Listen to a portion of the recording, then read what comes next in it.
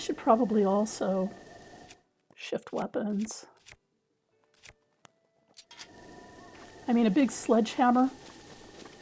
I don't think it affects the physics of the game, and the game does rely on physics, but just for my own sake and my own sanity, I find it just weird to be climbing with a sledgehammer on my back.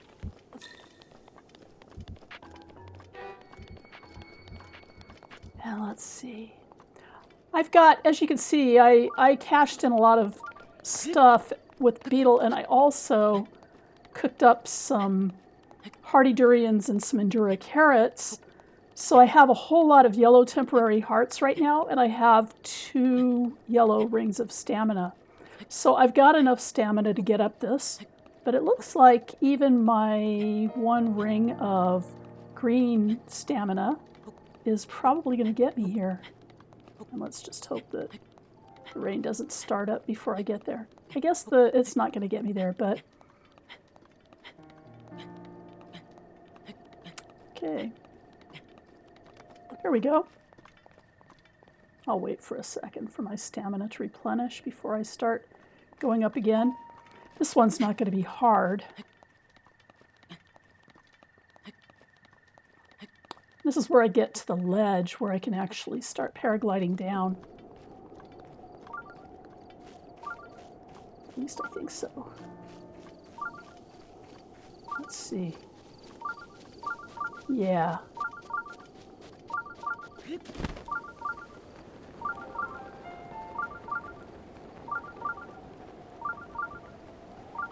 You know, if I really want to, I can go grab a chest.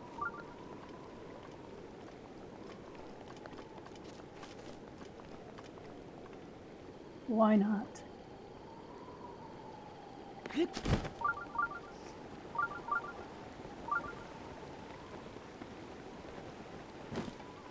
Yes.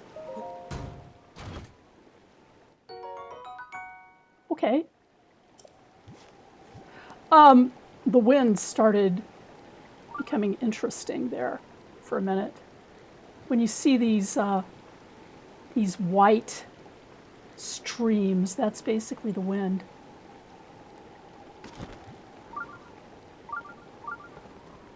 So I'm going to paraglide down to this shrine.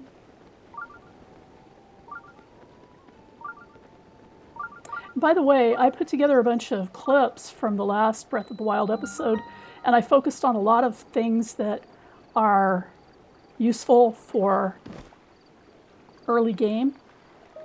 Because in the early game, most people don't get all this extra temporary hearts and stamina. And I also have loads and loads of, here, I'll show you. I have a considerable amount of, I shouldn't say loads and loads, but I have a considerable amount for early game of buffs.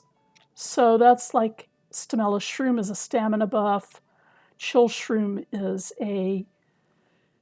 it keeps you cool in warm places, hot places. Sun Shroom keeps you warm in cool places. Zap Shroom helps you resist shock damage.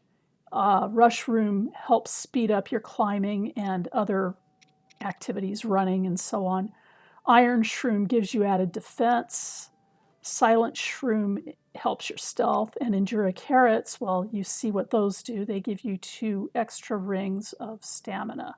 So we went to Satori Mountain and got those buffs.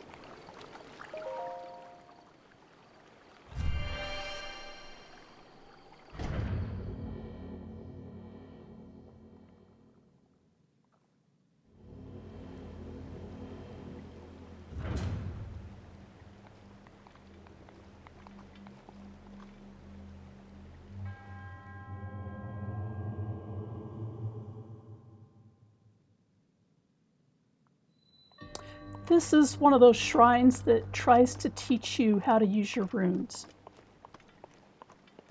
So this first one is pretty straightforward. Oops. Oh, well, that's what I should be doing there anyway. Okay.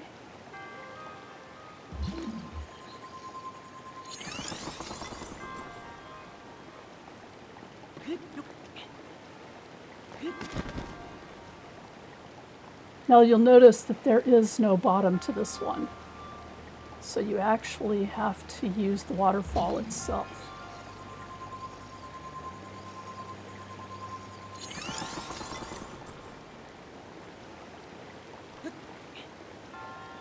And then you need to do it again.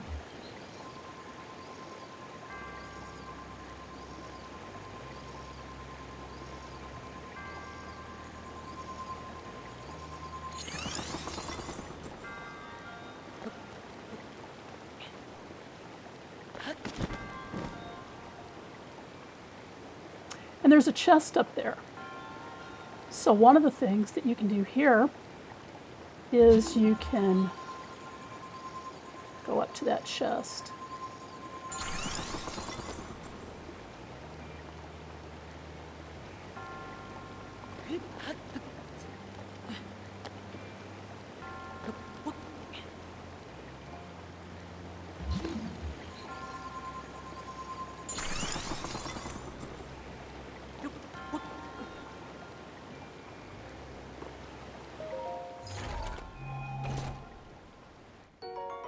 And you get money.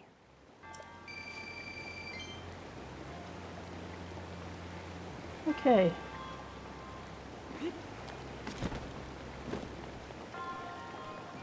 As you can see, this is a Cryonis rune shrine.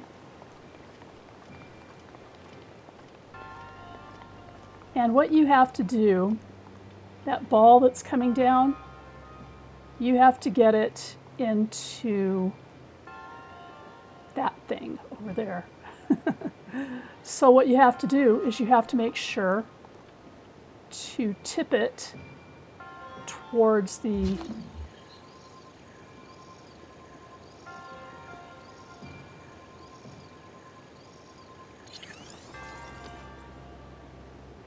seesaw.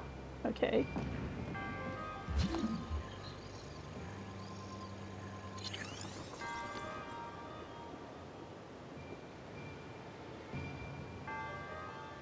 And then you have to make sure that you tip it there.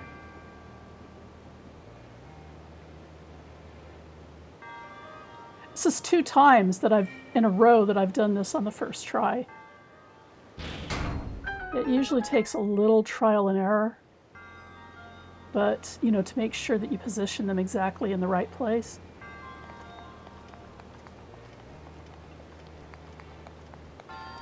But maybe I've just done this shrine enough times now that it's become second nature. I've actually been playing this game since 2018, which was a year after the game dropped.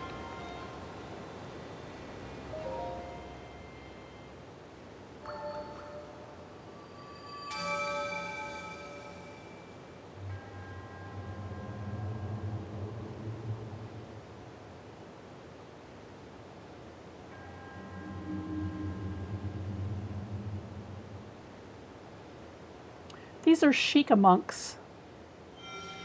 They're dead. They've been dead for a very long time, but they are here to give the person who solves the shrine a spirit orb,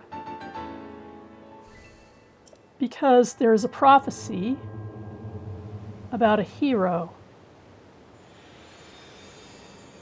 who can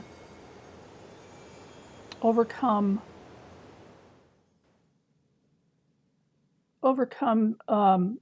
the great catastrophe, essentially. Can't remember the exact wording. A prophecy of ruin, that's it. The hero can overcome the prophecy of ruin, and they're here to make sure that that hero has the resources he needs. I'm going to talk to this girl.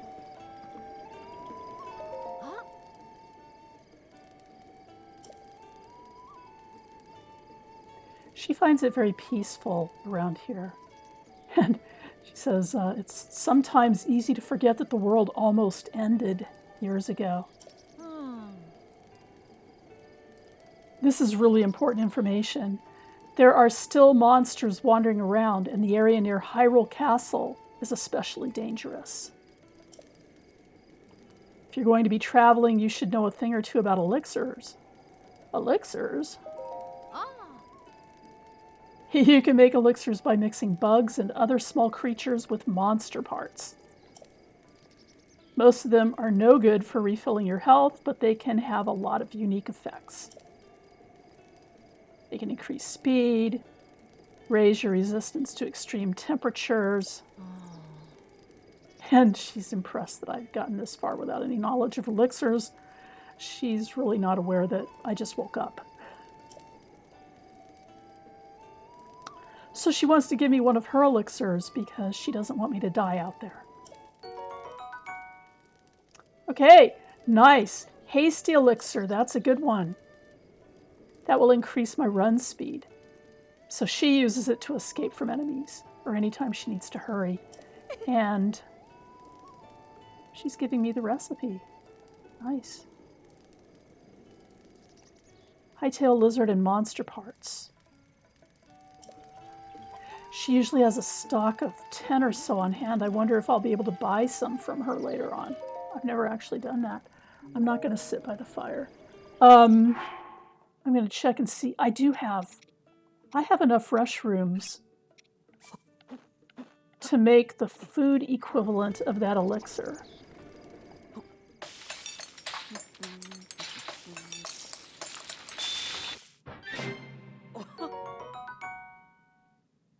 So the hasty mushroom skewer gives me 5 minutes of double of 2 times 2-time buff on speed. And let's see, what did the elixir she just give me do? It's not as powerful. It's just 2 minutes and 10 seconds and, 1 little arrow instead of 2. But it would help, so I'm not going to laugh at that. I'm going to go through here without getting a horse, but I'm going to talk to these guys anyway. Hey. Yeah, it's pretty nice. It was nearly destroyed about 100 years ago. However, thanks to the blessings of the Dueling Peaks, everything is full of life again. And we've got the wild horses. Yeah, there's wild horses nearby, and you can catch one and bring it here and register it. Kakariko Village, that's where I'm going. Ah. Where the Sheikah clan lives. Once again, we're getting this idea of their advanced techniques. But the king didn't like it.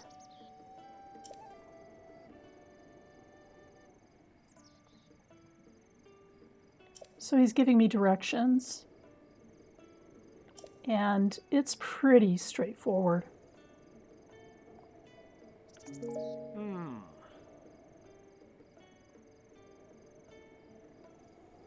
Everything looks just as it always has, but the effects of the Great Calamity still linger. Yeah, monsters do come out. I don't know. I mean, I think that these ruins over here, that's probably not how it always looked. But maybe he just means the landscape. And also, there's little pieces of guardians around. And decayed guardians, as you can see over here. I'm not going to go deep into this area because it's kind of crawling with bokoblins and I don't have a lot of defense yet. Actually, to tell you the truth, I could, couldn't I? I could totally go into the area with bokoblins. I forgot. I've got this. I've got Majora's Mask.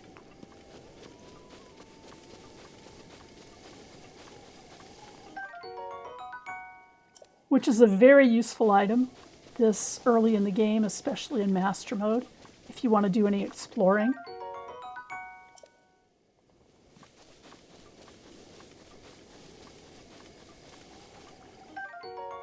Ooh, an ancient gear. Nice.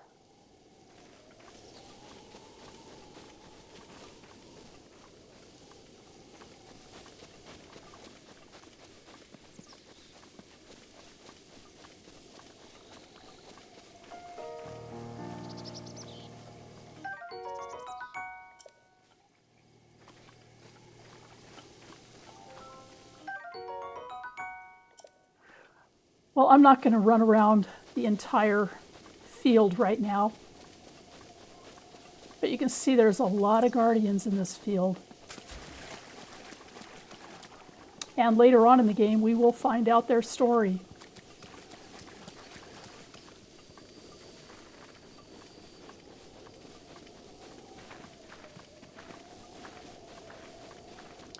I could catch a horse, but I think I'm just going to run, because the first time I played the game, I ran. And so I kind of want to recapture that.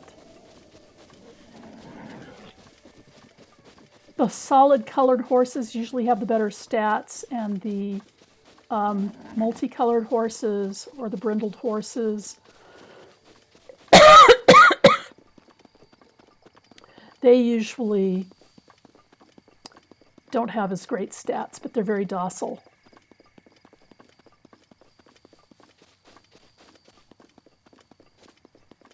I've got a crossroads here, but I'm going straight. That's exactly what he told me to do.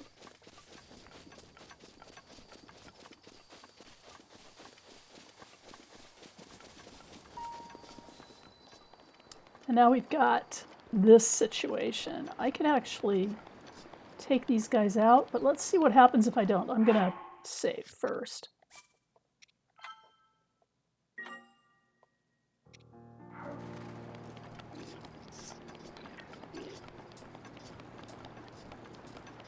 Anyway, as I was saying earlier, I've been playing this game since 2018. I got it for my birthday that year in April. So it's like a year and 2 months after the game first released. And I've been in a bunch of Zelda groups since then, and I'm in a very big Breath of the Wild group and a very big Tears of the Kingdom group, actually. And I've seen a lot of questions that people have asked over the years. And so that's one of the things I want to do in this stream as well, is kind of give some tips that new players might ask. Oh, another iron shroom, great.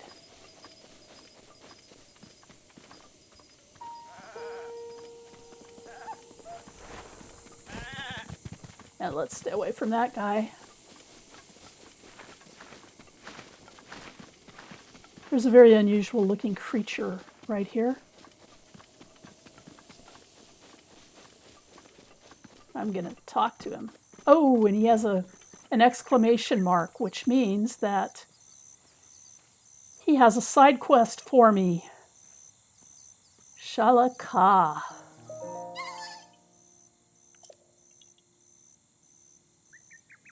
He's surprised that I can see him. It's been 100 years since anyone has been able to see me. That sounds like the amount of time since the calamity. Hestu, we've heard that name before. And he needs my help. Ah, he lost his maracas because some monsters stole them.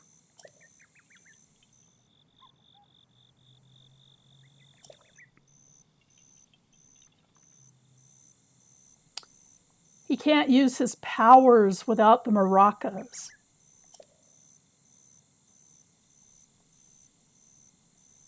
Okay. He is imploring me to get the maracas back. And I guess that once we get the maracas back to him, we'll find out just what it is, just what powers they give him. So let's do this. This is not the easiest thing in the universe to do when you have really bad armor.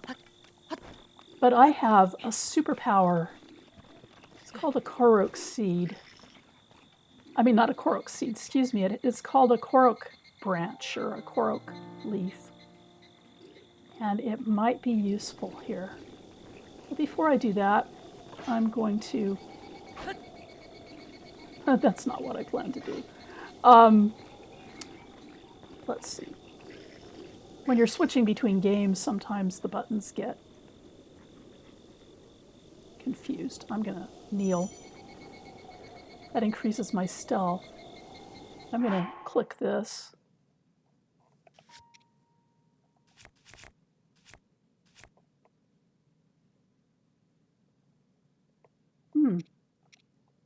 That sword that I just got, it's 14. And it has higher durability. That's nice. It has a durability multiplier. But I also want to change into my climber's bandana because it gives me a little more defense. I currently only have 7 defense. So that's the reason that I have to be pretty careful here. And I haven't cooked up any iron shrooms yet.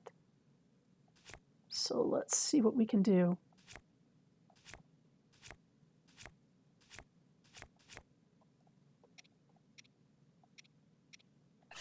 I'm going to use a bomb arrow.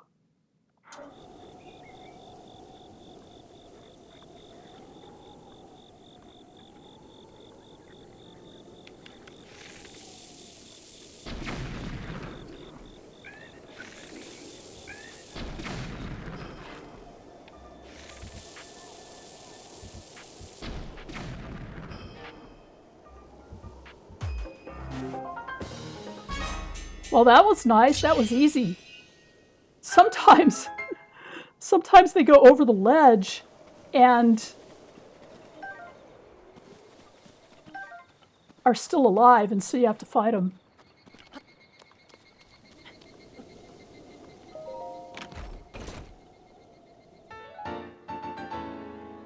Because the chest won't open until they're all dead.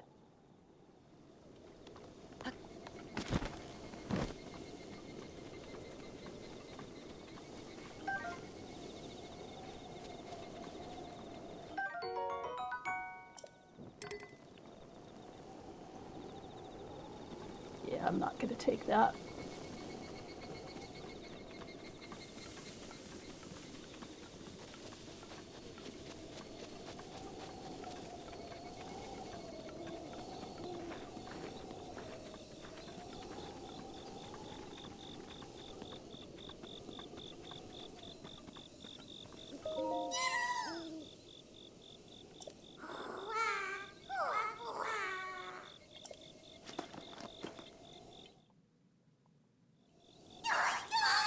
Okay, watch this. Oh, there's something wrong with his maracas. That's right. I have to give him something first.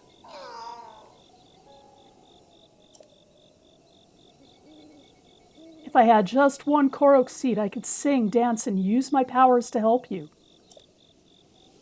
You see, I have the power of inventory expansion. So let me know if you find some Korok seeds.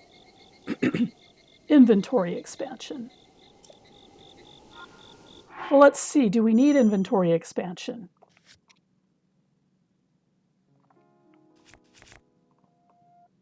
I've got about 8 slots right now for weapons, about 5 slots for bows, and about 4 slots for shields.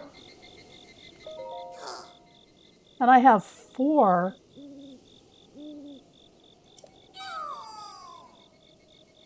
Korok seeds, as you can see up in the corner.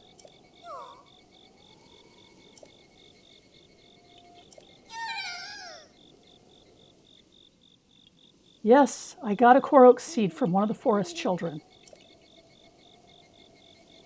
Sure.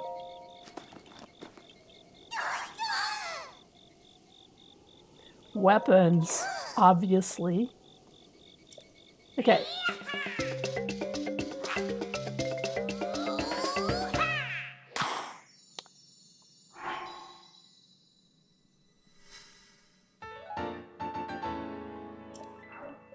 that's how he expands my inventory.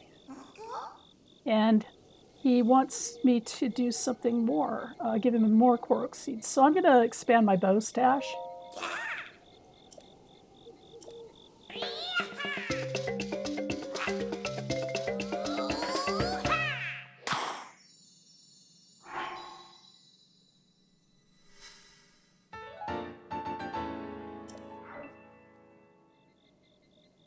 Okay.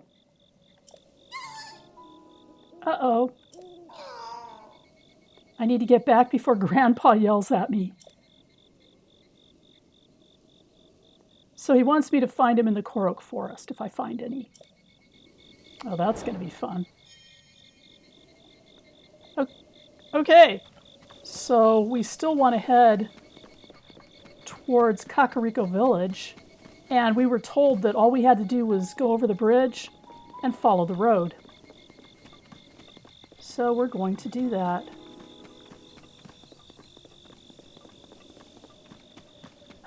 Zelda games almost always have an inventory expansion mechanic. And in Tears of the Kingdom and Breath of the Wild, it's Hestu.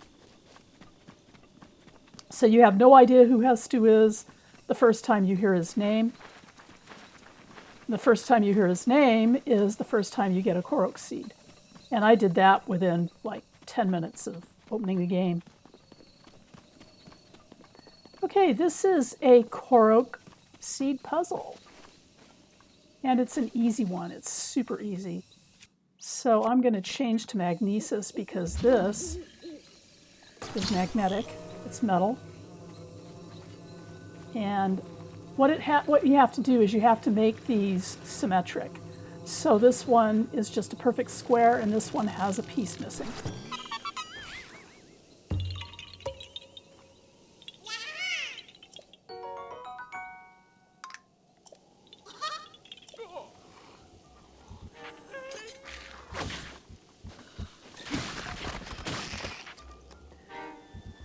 What you have to do with these guys is you have to hit their head after you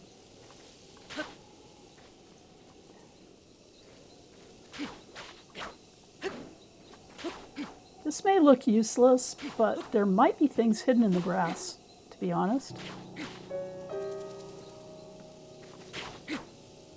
Doesn't look like there's anything hidden in the grass here, though, so I just look dumb swinging my sword around. And that poor traveler is like, what are you doing?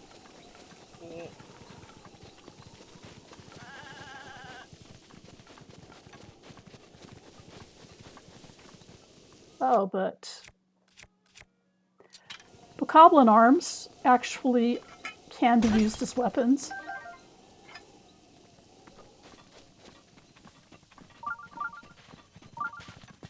And there's another shrine. The Sheikah sensor is going off again for shrines. I wonder how I lost so much stamina. Oh, this is nice. There's a beetle right here.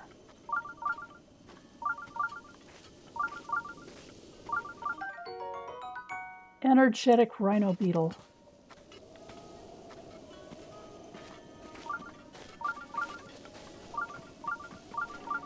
This is probably the sort of thing that you can put in an elixir. And this is Kakariko Village.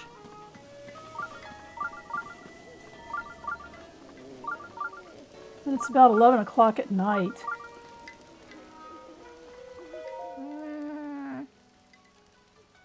Oh no.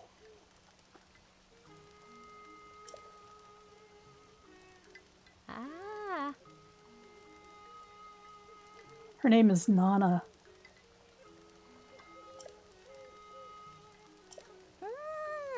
Say, traveler, where did you get that object hanging from your waist? And now I'm going to explain it to her. Link is not voiceless.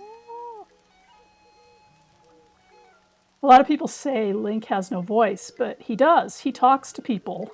You know, we just don't hear him. That Sheikah slate is a symbol. It means you are the hero of legend. Though there are few who know of such legends anymore. But we Sheikah have been waiting for you for a very long time. Please, before all else, I must insist that you meet with our leader, Lady Impa. Where is she? Ah, that nice big house. Just below Lantern Falls, just over there. Ah. She thinks it's an honor to meet me. I suppose you're used to that, having lived as long as you have. Not really. I was kind of asleep for most of that time. I'm really, in terms of the time I've been awake in my life, I'm like about 17 years old. Link is about 17, and he's had a 100-year-long sleep. So let's see. I could go down into the village, or I could go up here. Let's see what's up here.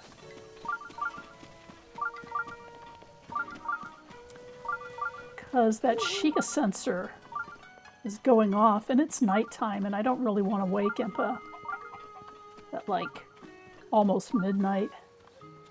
And look.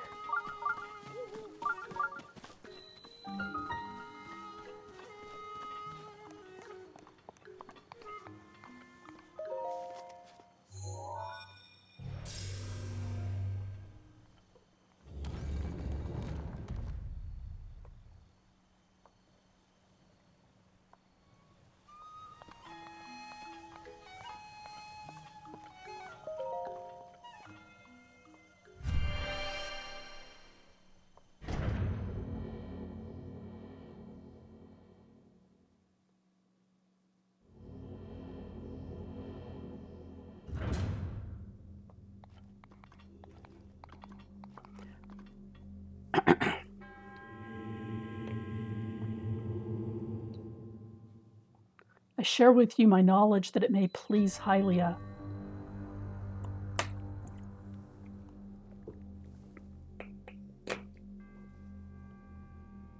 And there's a chest over here.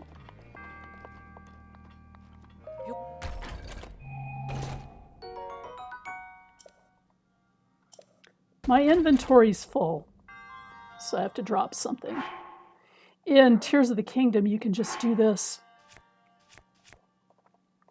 Oh, well that shouldn't be too hard.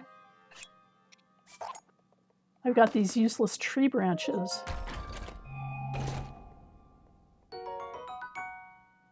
I mean, they weren't useless when I had nothing, but they're not what I want to be using now.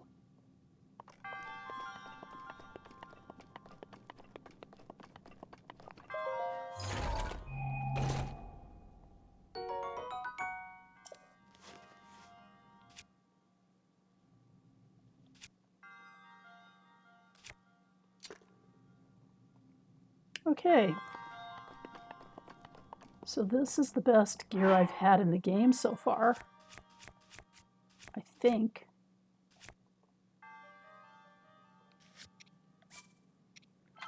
This doesn't really matter. All it means is that I'm not going to lose the stuff that I've got, but I don't think you can do that anyway. Anyway, I will say right now, it's going to teach me how to do some things that I never use. I just don't use these. I know a lot of people swear by them, and that's great. But it wants me to use a side hop.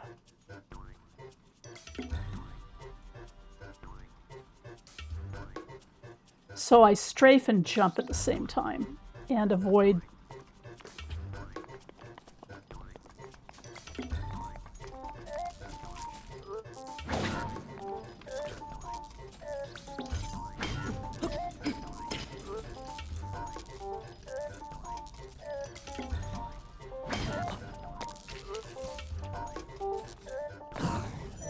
Okay, I did it right that time. And that means I get a bunch of free hits that don't do any damage to my weapon. Okay. So this is backpedal and jump at the same time.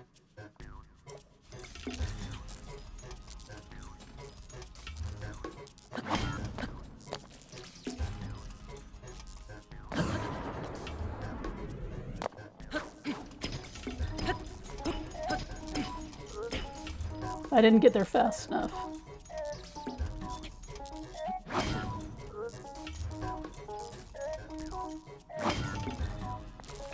I did it right, I just didn't start the...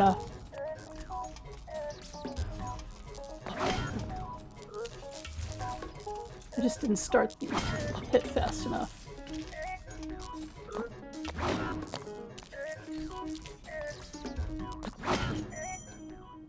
Yeah, I know. I'm just not...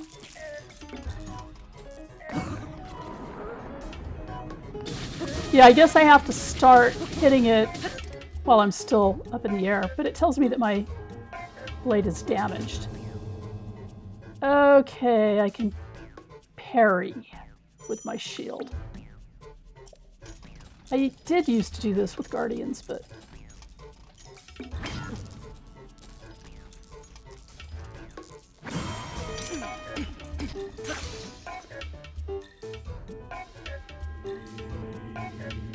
Okay, but first... I need to... Okay, so it wants me to build up my power and then release. But first, I have to get a weapon. I'll use this one.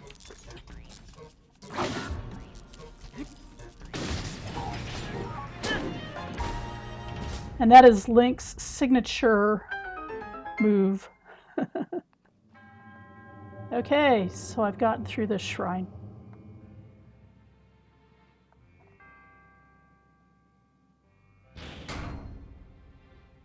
And this is actually a pretty good shrine because right here, I'm going to get a Guardian Sword that has 20 hit points. I'm not going to use it in most of my play. I will probably only use it against Guardians, and it won't last long. As you can see, weapons break pretty fast in this game.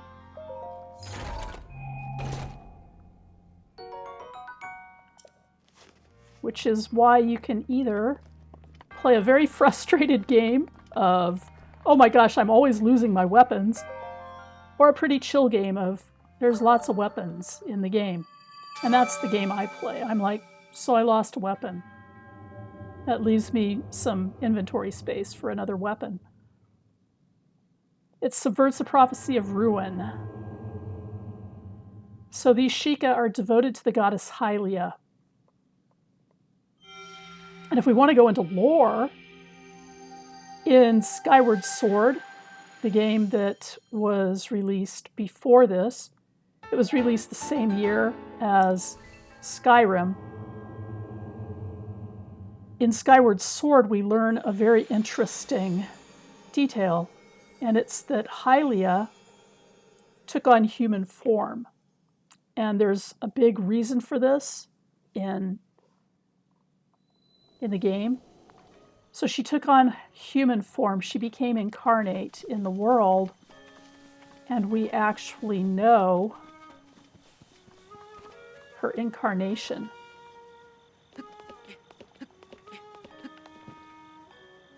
Okay.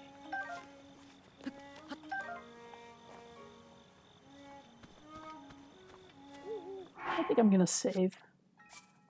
It probably saved when I came out of that shrine, but I just want to make sure. And now I have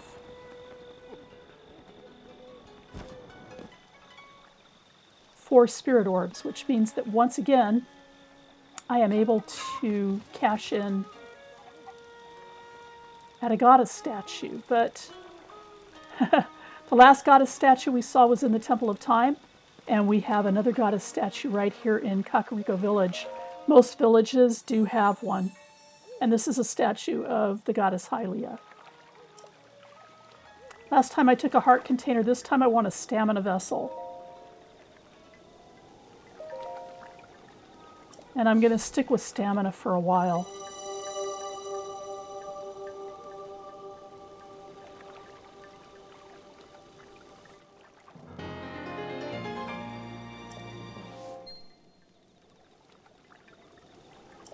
I'm going to work on getting 2 full rings of stamina before I start getting hearts again. The reason is that stamina makes it much, much, much easier to climb and do all sorts of things, like that buildup of my sword that you saw in there. It makes that easier too. You just have more ability to do the things you need to do. And right now I want an apple. You'll see that all of these are little devotional things to... These ones are... That's interesting. These are little devotional things, and these ones are taking apples.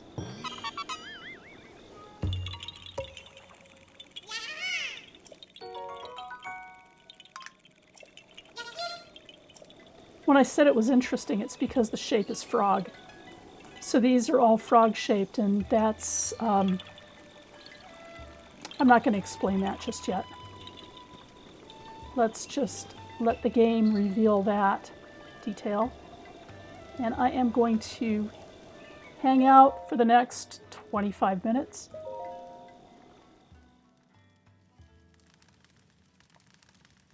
In-game 25 minutes.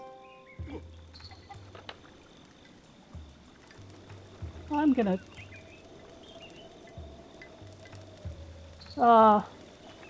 talk to these guys first. They want to know, how dare I trespass? They're not happy with me. Oh, and now they see the Sheikah slate. But that would mean you are... Well, that lady down the road said that that means I'm the hero. No, it's not possible, can it be? Well.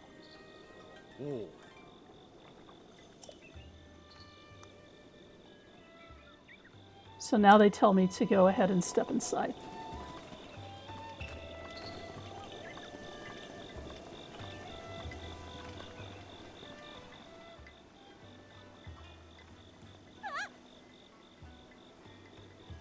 She freaks out. Is that... I wonder what she's going to say. It's a Sheikah slate. Could you be the hero my grandmother told me about? What was his name? And she tries to pronounce it. And it's not that she forgot. She actually knew the name was Link, but she's bad with speaking. She can't even say her own name.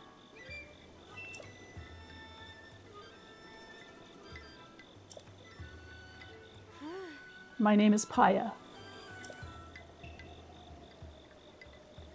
Paya has very interesting character development between this game and Tears of the Kingdom. So this isn't just some random character. This is actually an important NPC.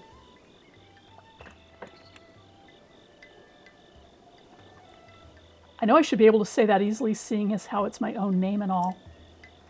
I'm so sorry. Anyway, my grandmother's been awaiting your return ever since I was little. She wants me to hurry inside.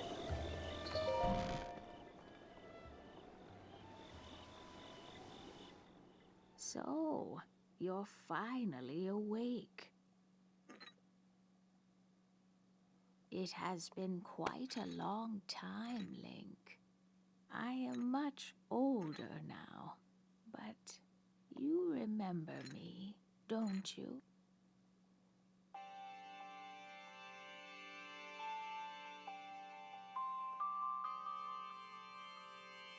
Oh.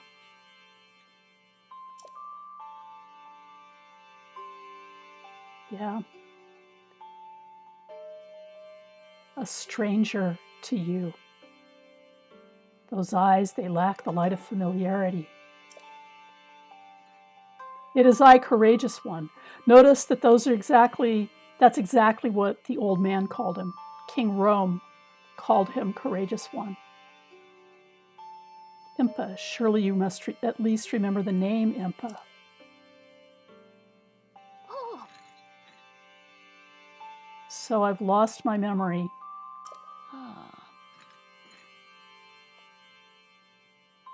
Well, she's looking at that in a very optimistic way. It might be a blessing in disguise.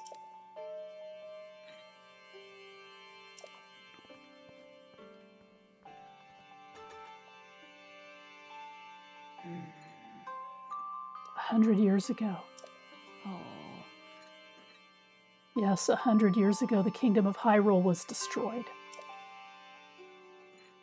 After you fell, Princess Zelda's final wish was to place you in a sacred slumber. And then, all alone, she went to face Ganon. Before Princess Zelda went to nobly meet her fate, she entrusted me with some words she wished to say to you. I have been waiting 100 years to deliver the princess's message. Oh. However, these words, which the princess risked her life to leave you, well, if you are to hear them, you must be prepared to risk your life as well. But I am afraid that burden may be too much to bear while you are still without your memories. I leave the choice to you. When you feel you are ready to receive the princess's message, return to me.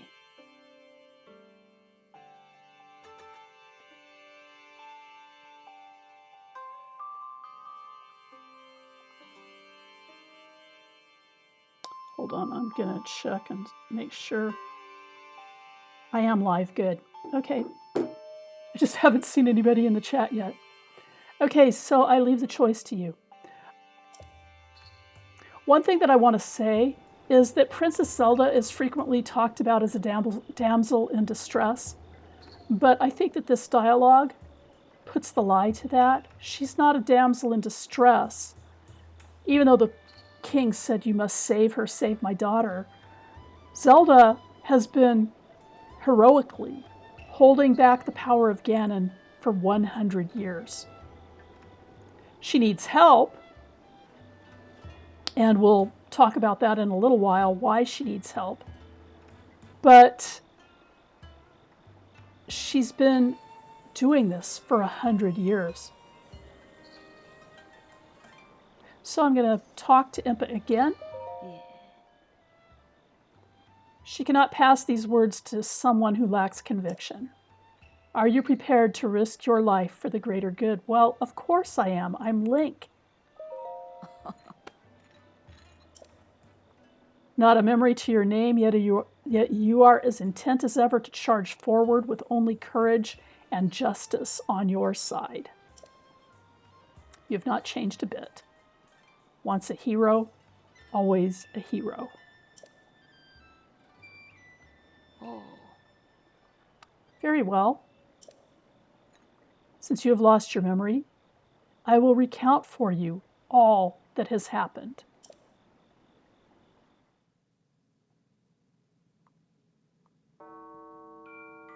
The history of the royal family of Hyrule is also the history of Calamity Ganon, a primal evil that has endured over the ages. This evil has been turned back time and time again by a warrior wielding the soul of a hero and a princess who carries the blood of the goddess.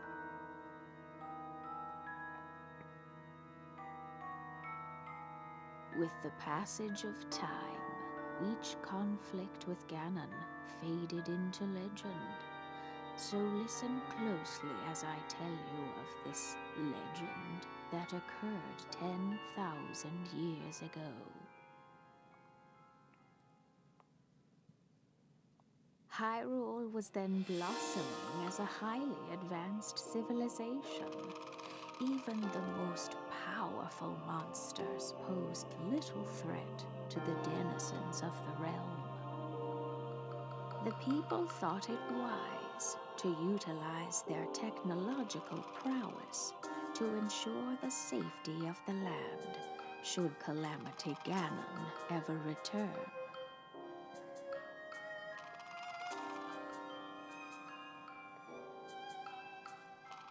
They constructed 4 mechanical wonders that came to be known as the Divine Beasts. They also built a legion of autonomous weapons called Guardians. The Divine Beasts were piloted by 4 individuals of exceptional skill from across the land. And thus, the plan to neutralize Ganon was forged.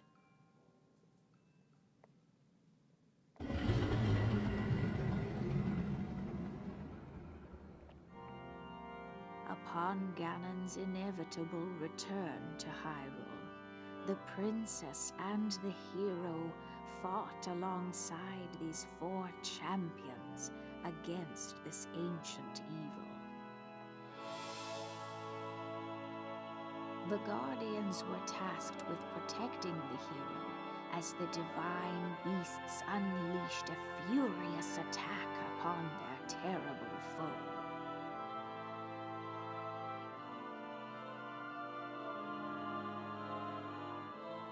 And when the hero wielding the sword that seals the darkness delivered his final blow, the princess used her sacred power to seal away Calamity Ganon.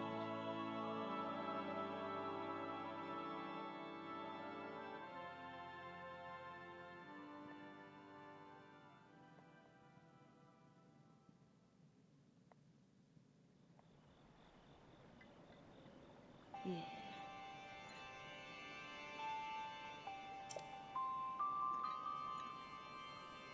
So this is the story that the king told now.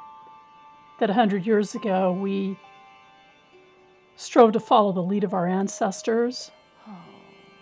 But in the end, despite our best efforts and careful planning, we underestimated his power. So the princess left you these words so that we don't make that mistake again.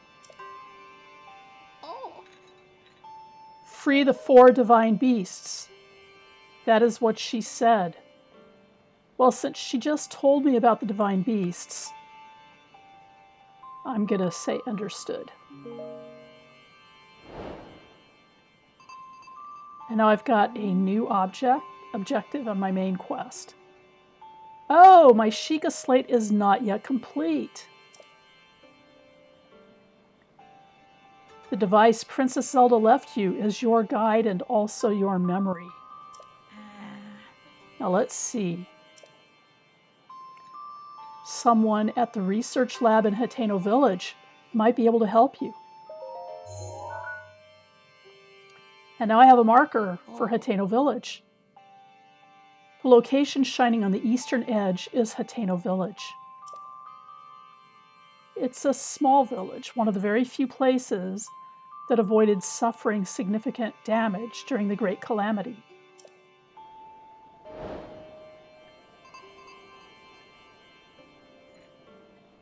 You are Princess Zelda's only hope, and Hyrule's as well. You cannot turn back now. Follow your heart and seize your destiny.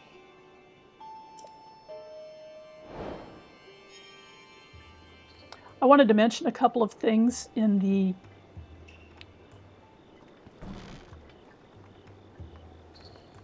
cutscene that Impa gives, telling the history. In the tapestry, we actually saw not only the Guardians, but we also saw the Sheikah Towers. I thought that was pretty cool. But the other thing that she tells us is that it has to be a collaborative effort between the princess and the hero. So the princess alone cannot hold back Ganon infinitely, and the hero alone cannot destroy Ganon infinitely. They have to work together. And that's why Zelda needs his help. It's not because she's a damsel in distress, it's because she can't do it alone. Not forever. So let me give up my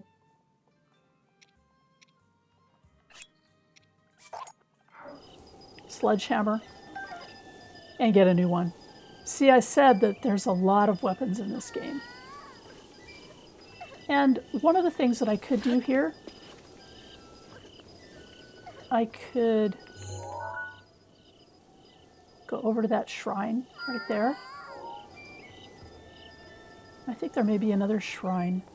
I don't know if I can see it from here, but let's see. No, it's not. I don't think it's visible from here. And you can see the castle up ahead.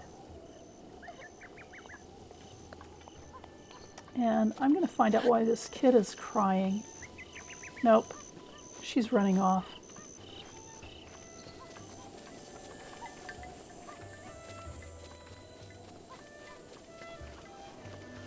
Whew.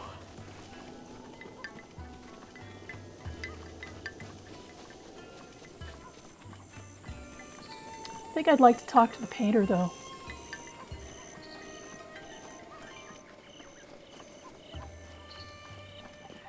No, I think first I'm going to go to the shop. Okay, we have new clothes and cute outfits. Okay. Whoa.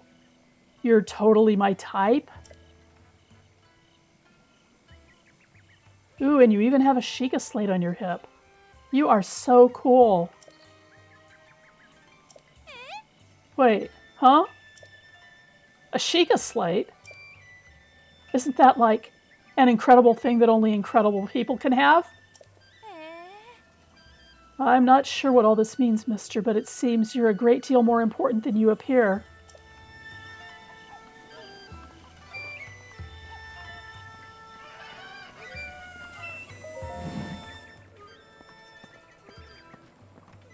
I do need some clothes. How about this? The Hylian tunic. It's got to be better than this shirt that I got on the Great Plateau. Okay. 120? That sounds good.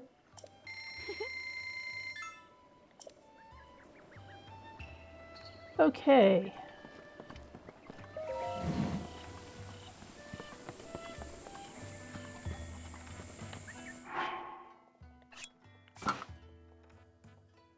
It even looks cooler.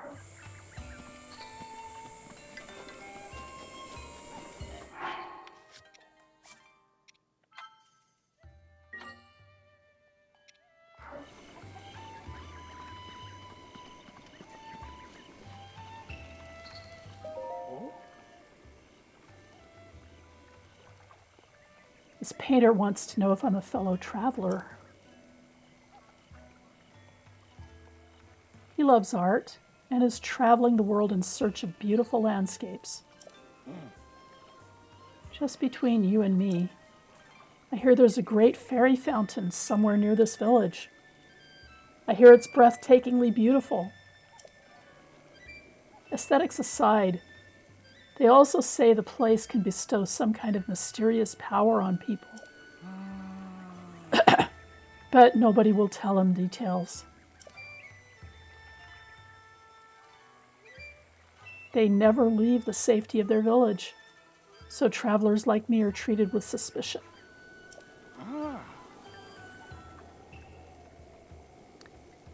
Okay, he'll let me know if he finds out anything. It's interesting that they never leave the safety of their village, but who can blame them? The remoteness of their village is what kept them safe 100 years ago. Well, let's see.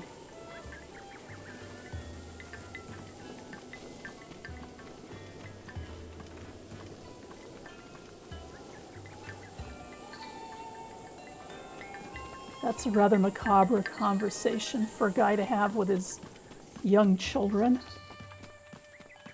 About a woman crying and about ghosts.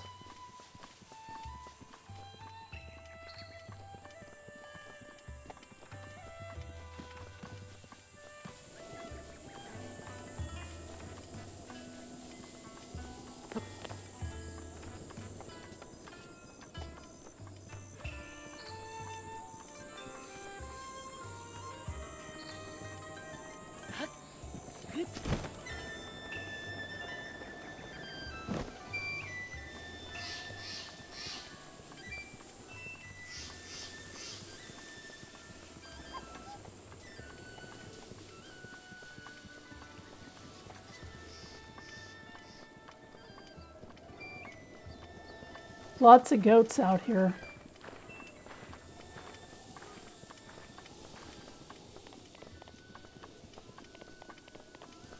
Up on the sides of the mountains.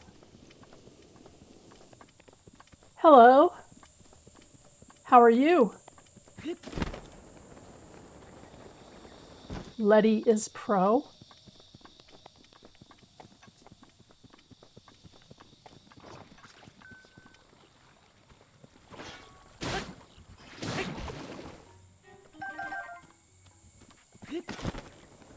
Did you play Breath of the Wild?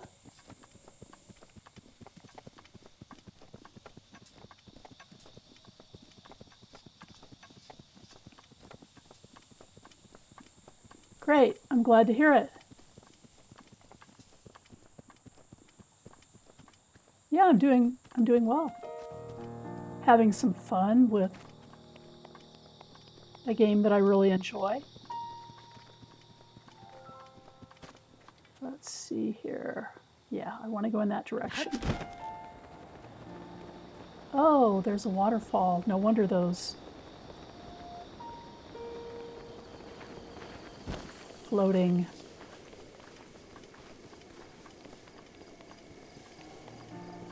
giant octo balloons are out there.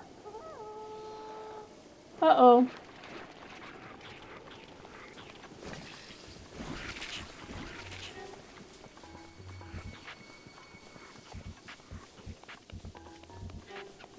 Okay, let's see where we are. Oh, I can see a tower straight ahead.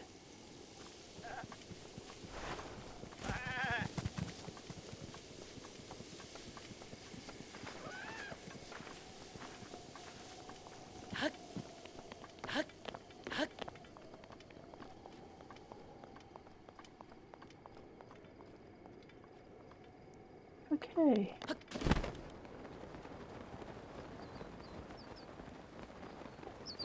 Yeah, it's a great game. It's I've been playing it since 2018. Not consistently, of course. I played a lot of other things too. But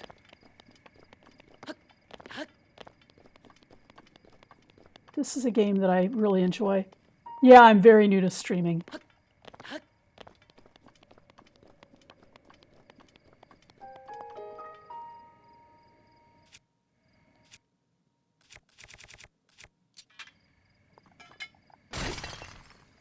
So do you stream?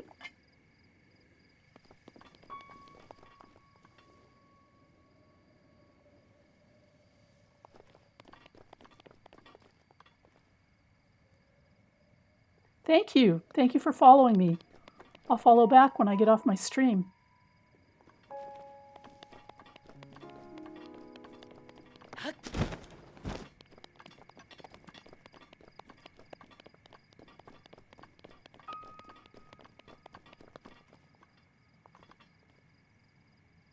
Let's see.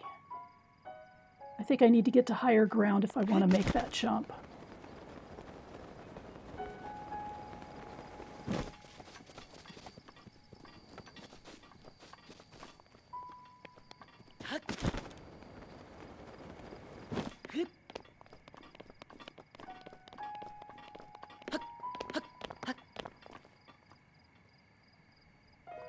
Oh, San Diego. That's nice. I'm originally from Anaheim.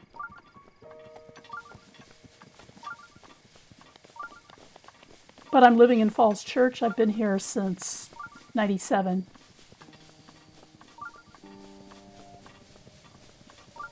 Let's see, if I want to get up there,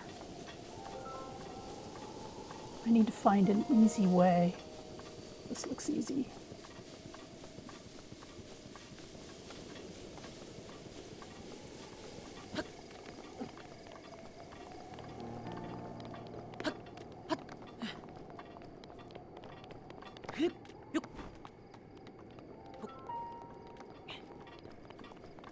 Okay.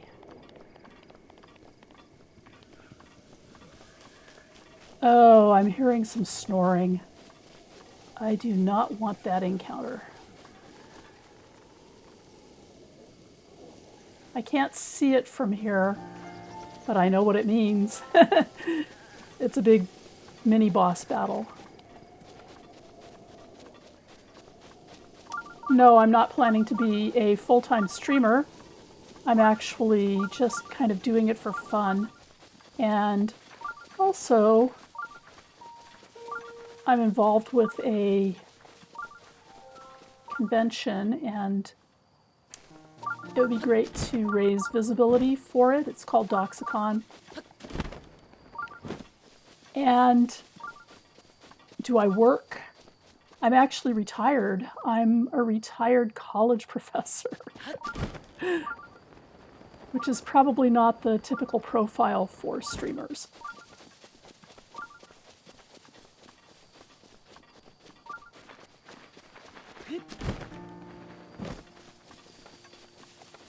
How about you?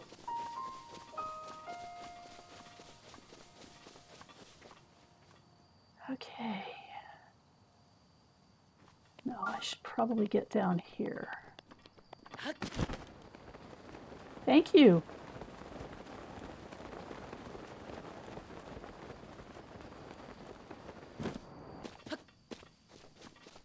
Okay. I think this is a good location to make the jump. I'm going to save first, though, just in case.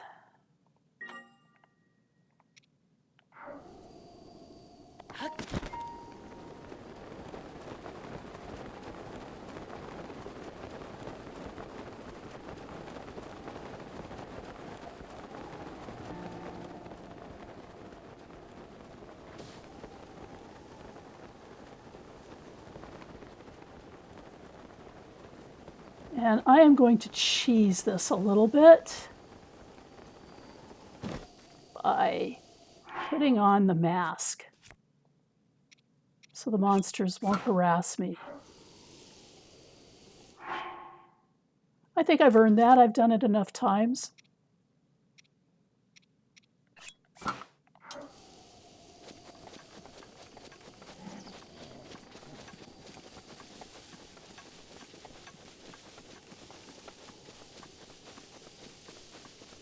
That must be how I lost my stamina, my temporary stamina. I must have lost it by not paying attention when I was running. Hello, big Mr. Moblin. I don't think you're going to hit me.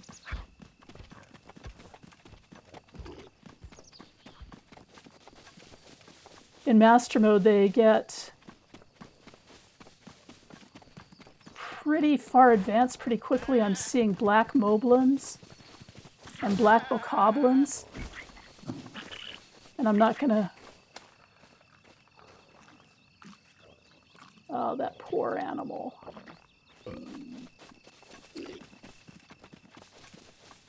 So you're an artist and do digital artwork for streamers on commission and customize. That's cool. My niece is an artist.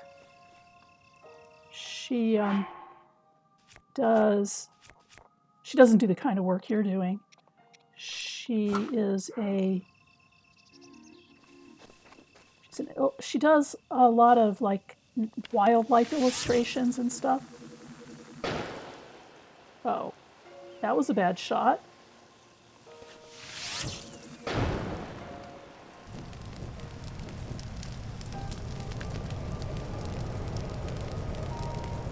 Yeah, if you can drop me a link, I would love to take a look at your portfolio.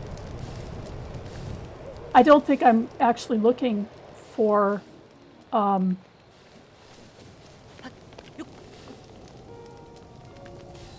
don't think I'm actually looking for a branded thing at the moment, but because I'm very new for starters, but I always love looking at artwork.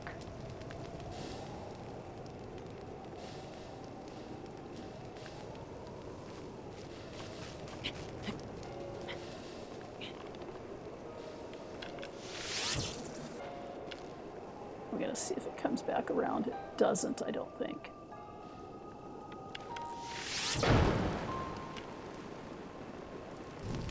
Yeah, okay, there we go.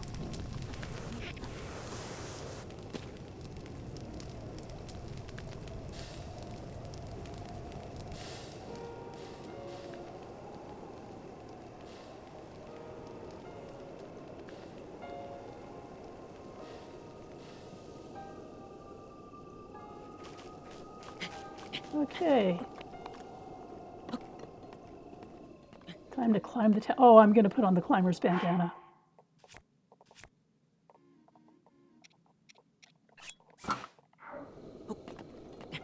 That'll make this go faster.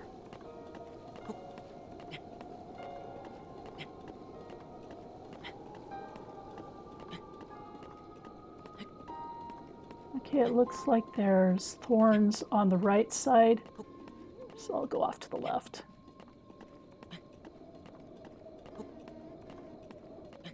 Yeah, I'm just Asphodel Phoenix on Discord as well.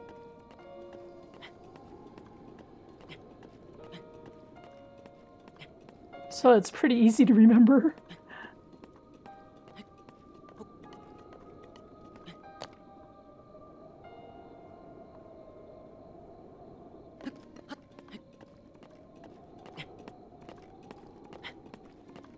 Ooh. Thorns to the left. Thorns straight ahead. So I'm going to have to go over this way. Hopefully...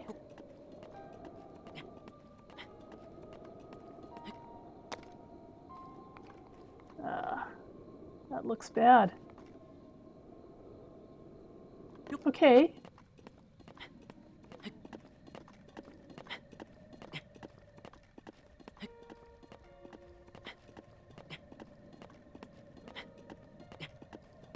Looks like I can make it. I'll need to get offline before I can accept it, but I'll check it out when I get offline and I go onto Discord.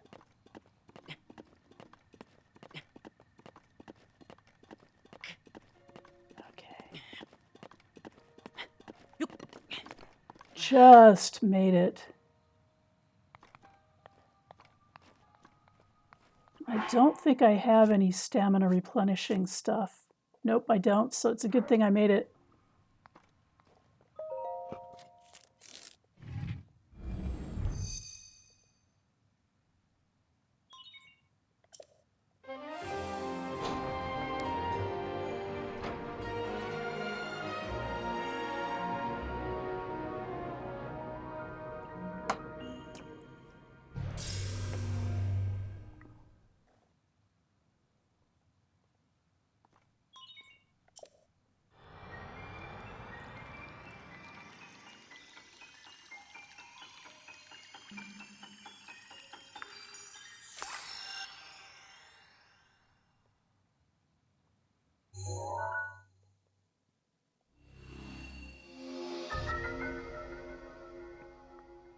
Okay.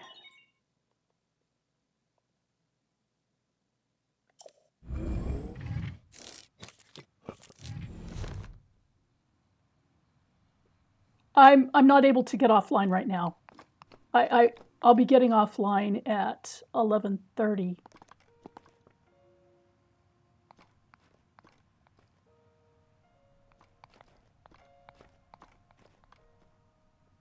When I'm finished with the stream.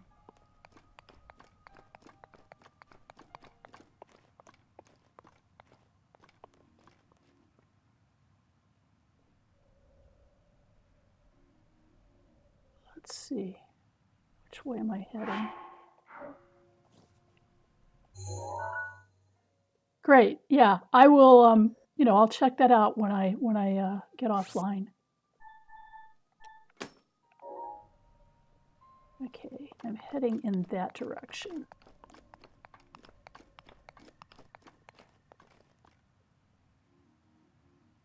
Oh, I see the lights for the village. Okay, great. I'm going to head over to that trail over there.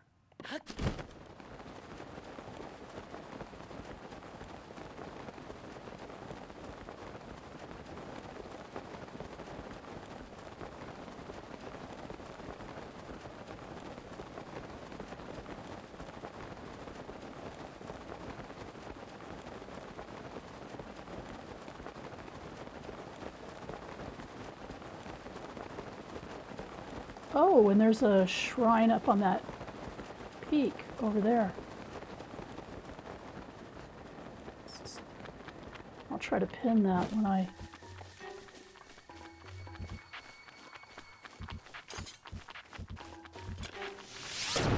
Oh, that was dumb. That was a Skyrim sword swing. Totally different mechanic. That's what happens when you play Skyrim one night and Breath of the Wild another.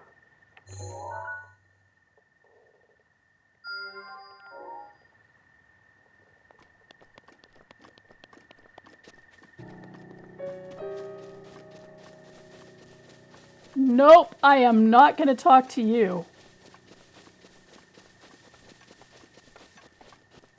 Not right now.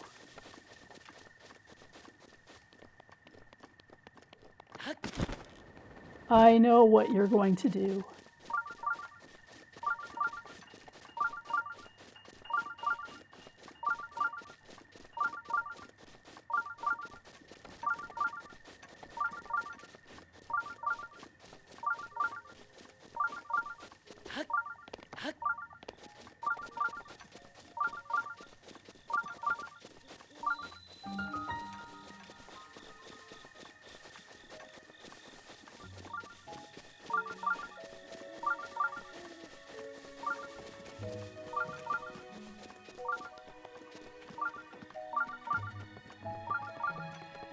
I'm going to go over here and open this shrine.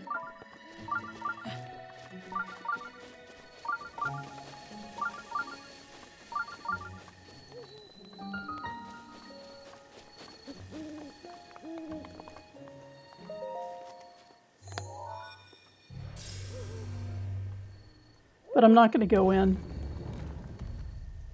This one's annoying.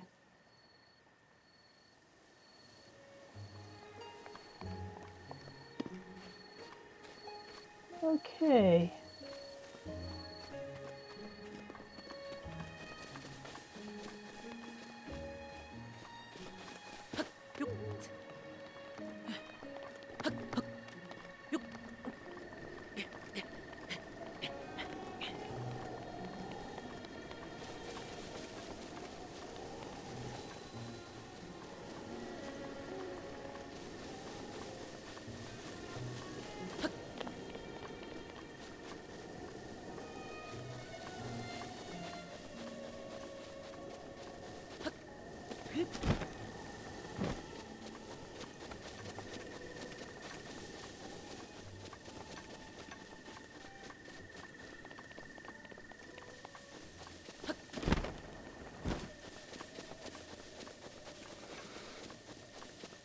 That person that I did not talk to, if I had gotten close enough to her, her designation would have said traveler.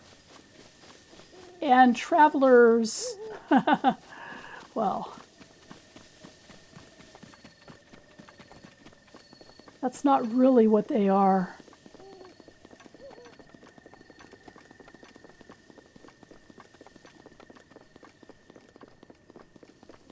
They're actually allies of Calamity Ganon. And I didn't feel like talking to her because I really don't have the resources yet to take on those situations.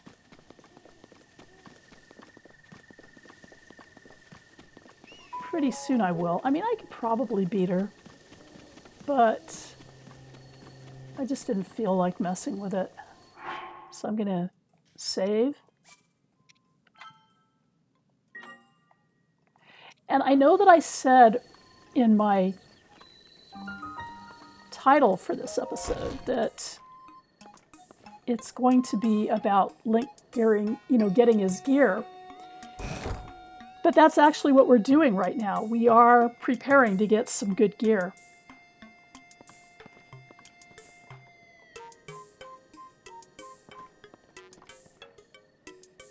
Hello.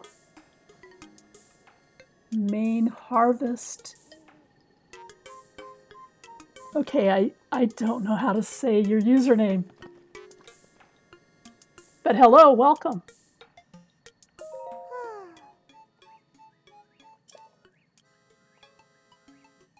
Do you have some business with the director? The director is in the back. Okay.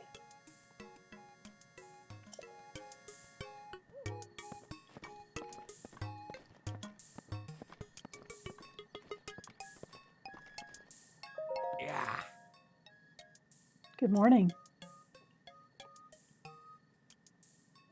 Yeah, lots of books. Probably never seen so many in one place. Well, I don't know. They've gathered all of Hyrule's known literature on ancient civilizations here.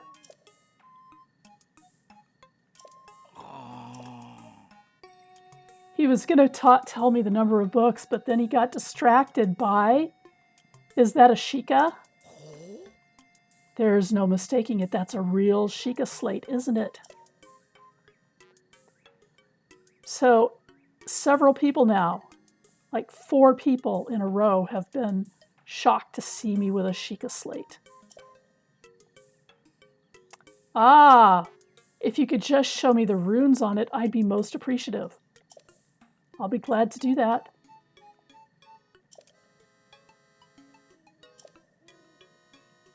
It's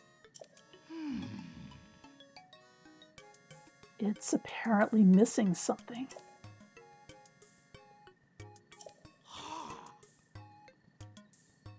Now he's going to introduce himself.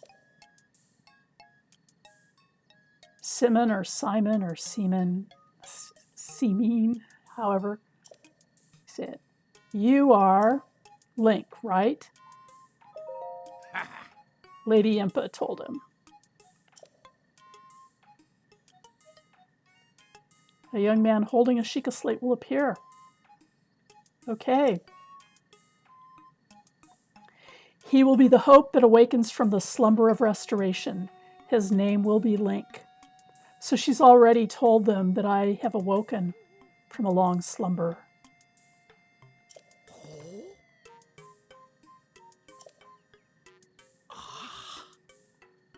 And now he's telling the director.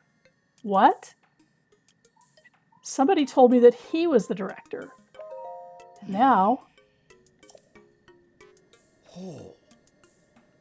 Ms. Purra. She's the world's foremost authority on ancient Hyrule culture. And it's her.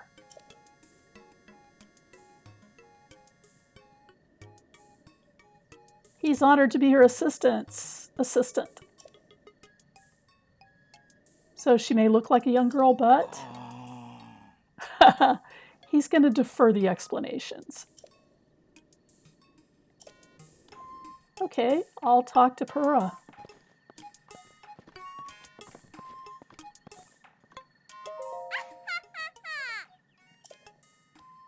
Yeah, I am a little surprised. Well, I was the first time I did this. Do you remember any dreams from your time in the slumber of restoration? You don't look like you've changed a bit in the last 100 years, but something must have happened in all that time. Well, no matter, I'm just happy you're still in one piece. She obviously knows me, but again, like Impa, she's saying, you do still remember me, right? And then I'm like, nope.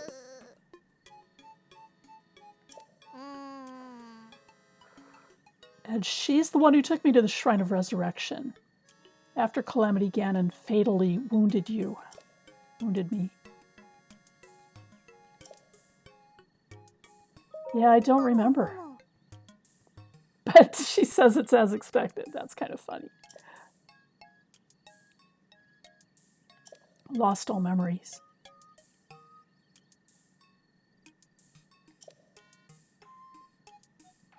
Aren't you a child? Rude.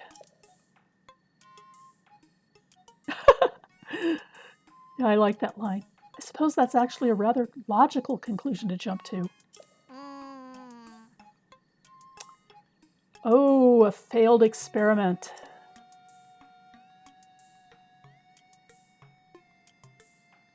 So she tells me that the whole thing is in her diary upstairs, but insists that I refrain from reading it. So she told me exactly where I need to go to read it, and then tells me, don't read it, don't read it. It's too embarrassing.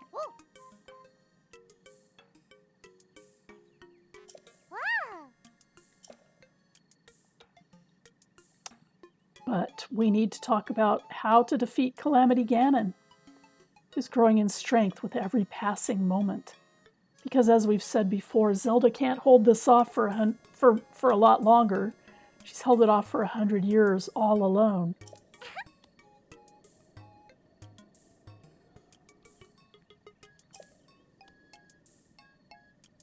And to help the one true hero, I, the one and only Purah, will restore the basic functions missing from the Sheikah slate. Yay! Yes, please, please do it.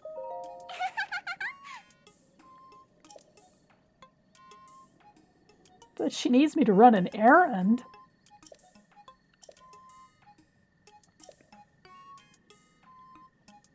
Well, yeah, sure, I thought you'd fix it for free. Ha ha ha. Presumptuous tendencies. Plagued by presumptuous tendencies.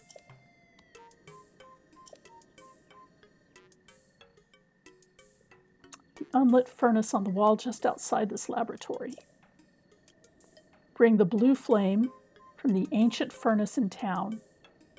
Oh, and also use it to light our furnace. Okay.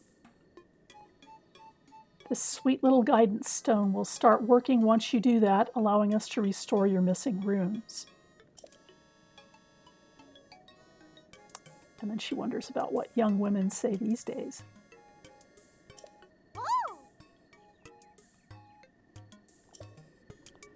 So Purah, as we've learned, is at least 100 years old but looks like a young girl. And that's because of a failed experiment. We know she's 100 years old because she put me in the Shrine of Resurrection. So let's see. We need to drop another weapon. Oh gosh, that was an accident. And I'm losing all my best fire arrows.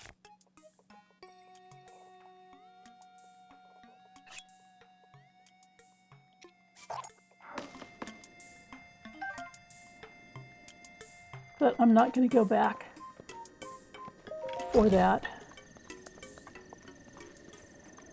And get it back. Let's see. Where is the blue flame? I know it's in town somewhere.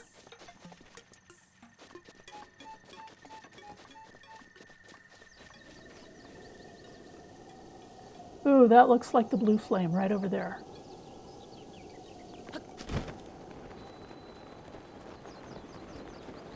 So I've got to bring the blue flame all the way from here, all the way to the top of the hill, and light their furnace. And it might rain along the way. So we are going to be lighting lamps. And there's plenty of lamps along the way.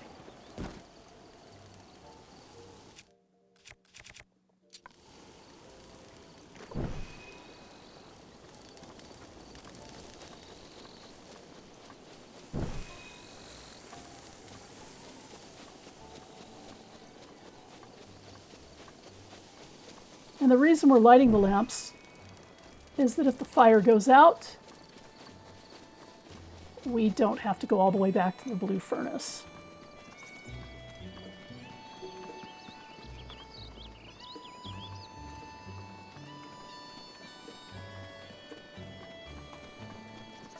Oh.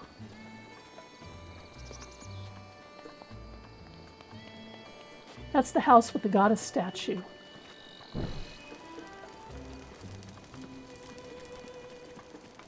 Where if you happen to be living in Hateno Village or hanging out in Hateno Village, you can go there if you have 4 spirit orbs and get a replenishment of your hearts or not a replenishment, sorry, you can increase your hearts or stamina.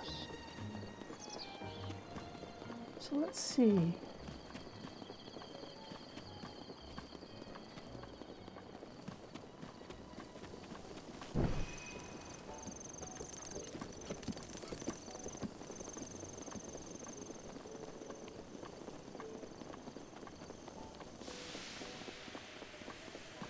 Sure enough, it's raining.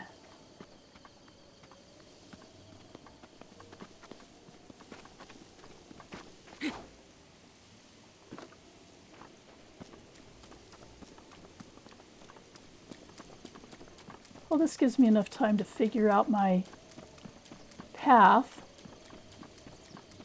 up the hill.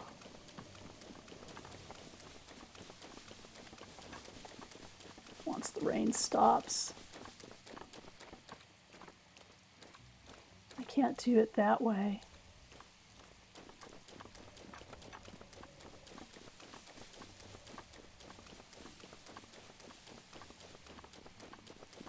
Oh, there's another shrine. I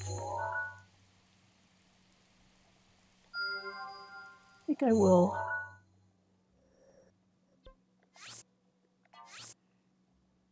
do some stamps to mark where the shrines are.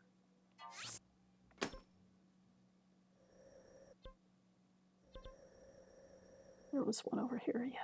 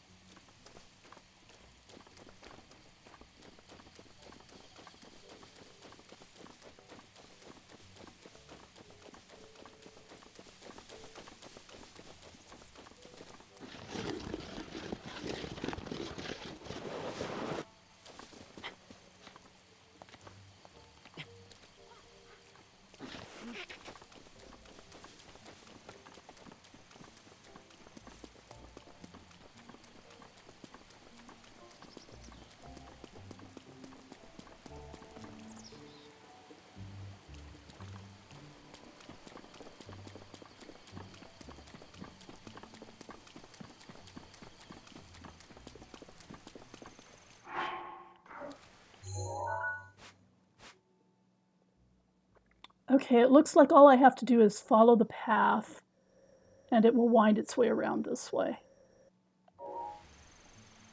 So once the rain subsides,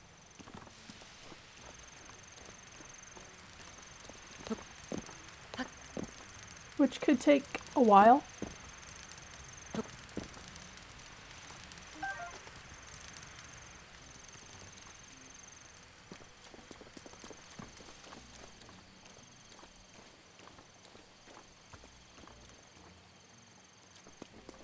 and this is why we light the lamps.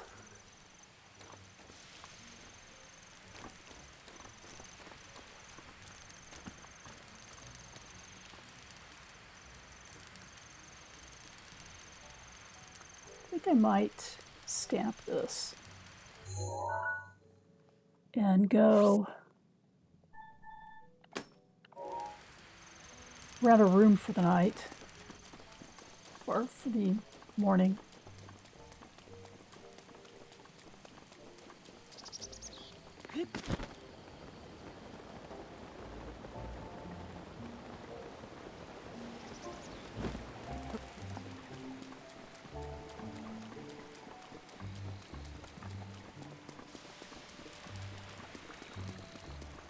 think I'm going in the wrong direction. Yeah, I am.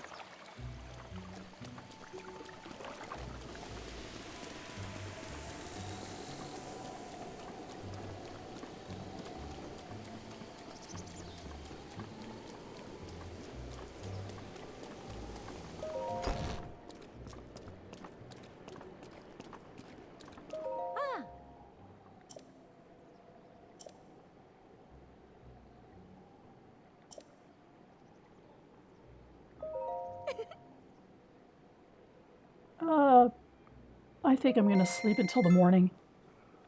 Or at least hang out in my room until morning.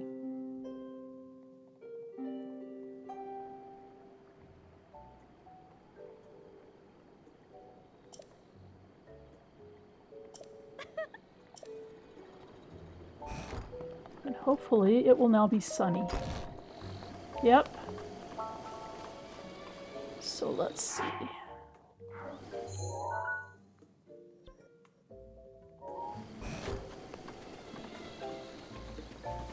Is this the direction I need to go? Nope. I need to go up here.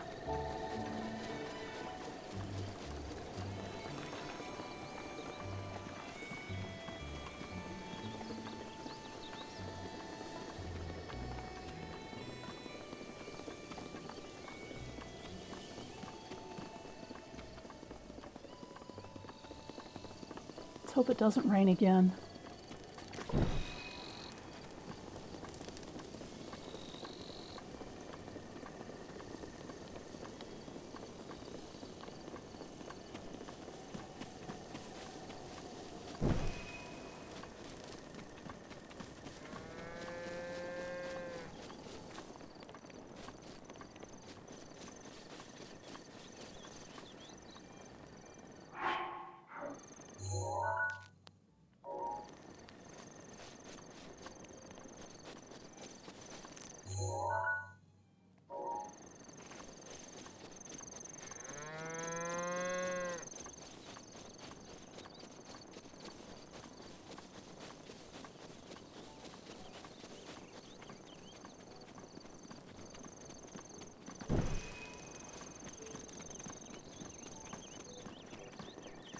Okay.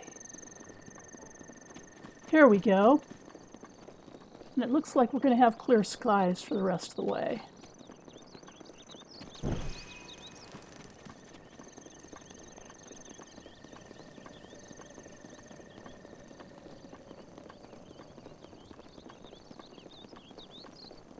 Or at least I sure hope so.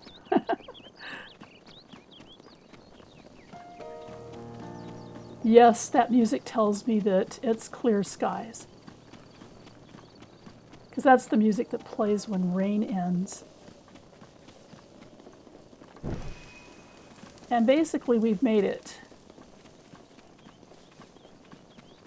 Because the furnace is right up here.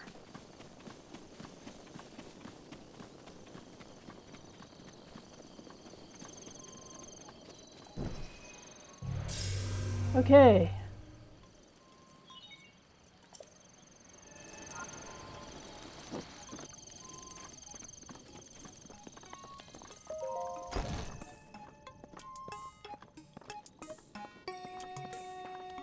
We've seen these, what did she call them?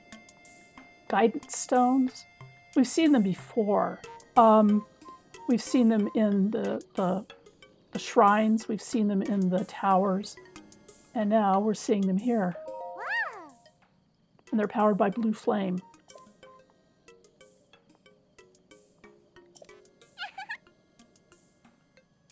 Yes, the guidance stone must be starting to react.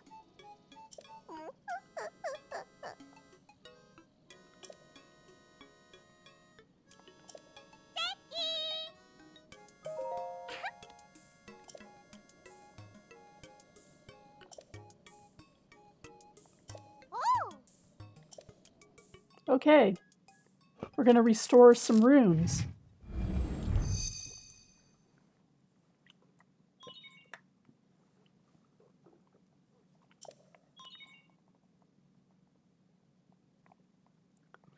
So the camera, the Hyrule Compendium, and the album missing files are confirmed.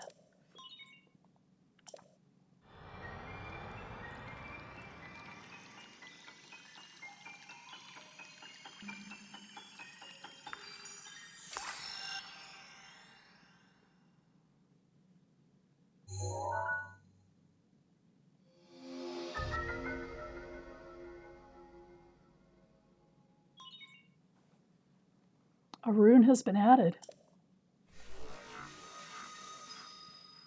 Ooh, some pictures.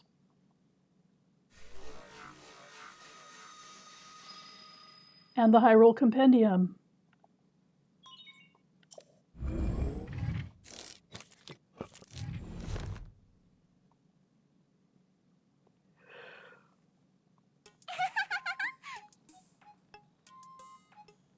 Yeah, I think so. Maybe. Ah, the camera. Hyrule Compendium album looks good. Okay, so take a picture of her with the camera, and I have to show it to her. There's the camera.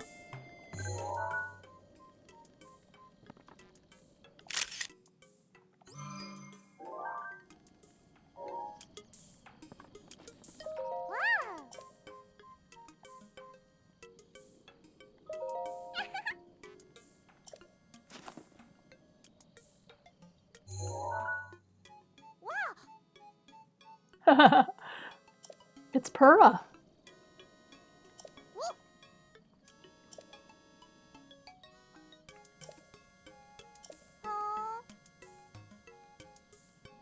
So these are also some old landscape photos stored in the album. Princess Zelda made frequent use of the camera feature.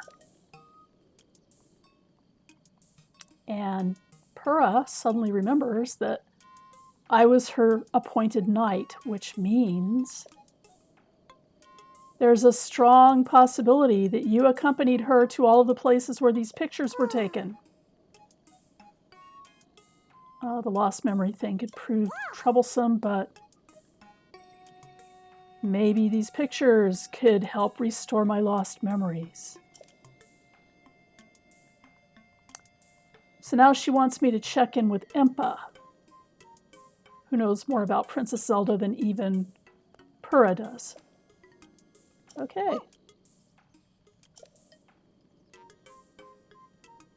Bring back some ancient materials. Bring them either to me or to Robbie at the Akala Ancient Tech Lab. And she'll give me something good as a reward if I bring her ancient materials. Well, I actually have a bunch of screws. I wonder what would happen if I gave her some screws.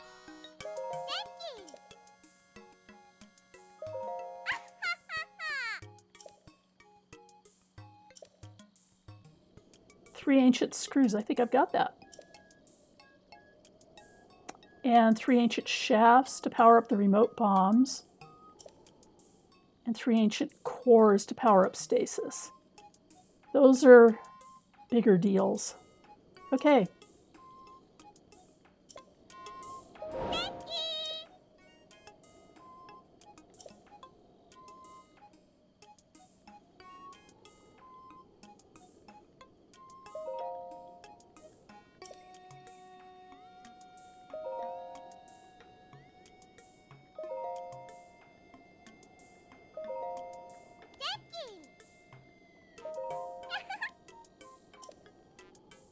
So she is going to power up my Sheikah sensor. But I'm not going to do the side quest right now that's related to this because I do want to get on that whole thing about getting good gear.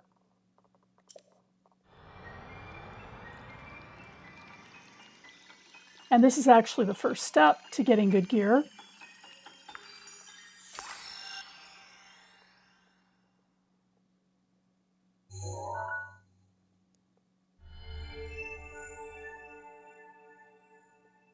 It just takes a little while.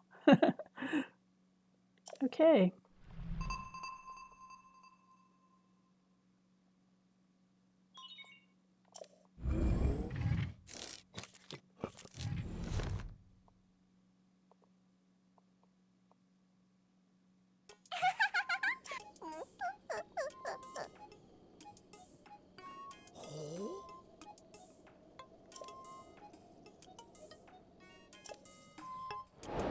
I'll show it to you later. Not right now. I want to get back to Impa.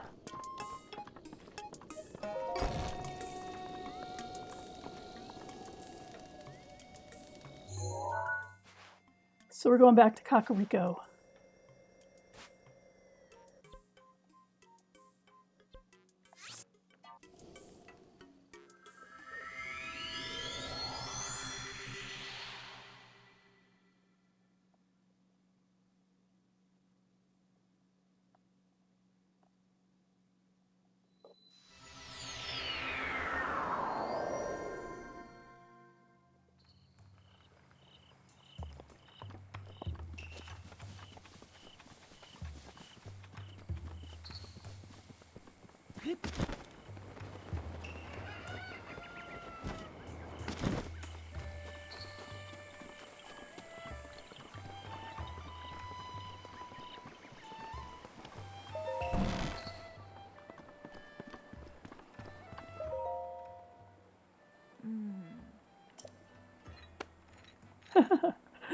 Yeah, she was giving me a bit of the runaround.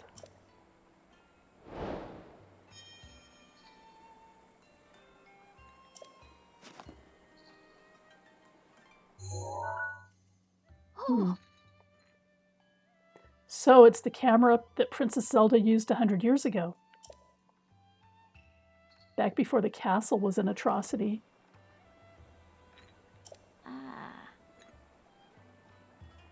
Maybe visiting the locations will restore some of my lost memories.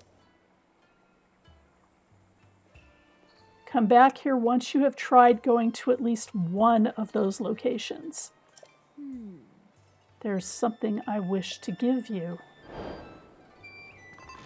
The reason that I do this main quest so strictly at the beginning is because of what she's going to give me. So let's see. Let's take a look at the pictures in the album. This is the one I want to look for.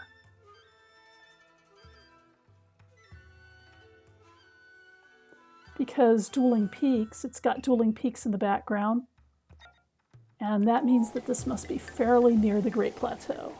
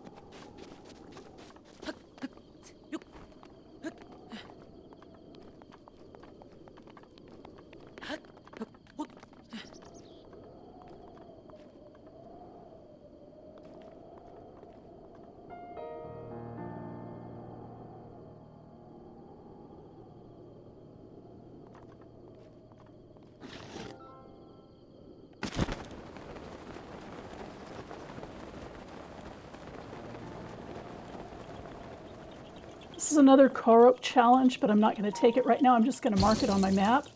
Basically, I have to shoot these balloons. I mark them with leaves.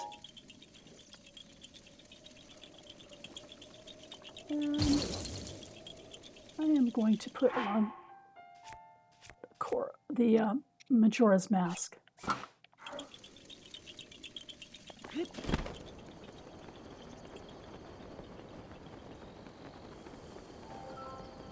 Because I think there's some moblins in the forest.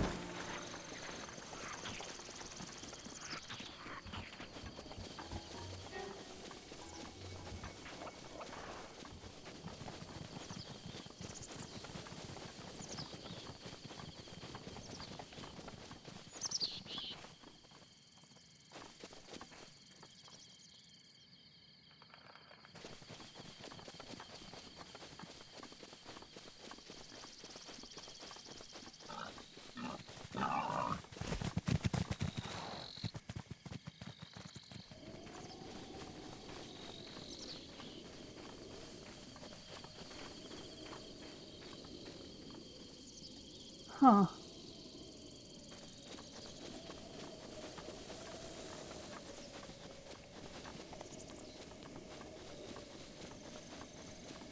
I don't think it's over this way.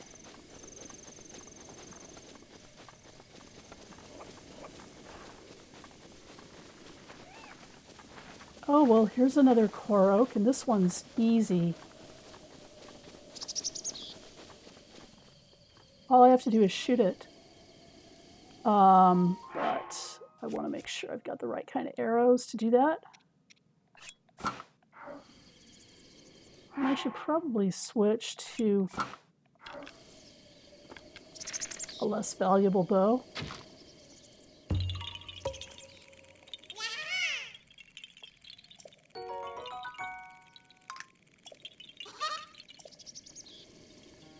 Okay.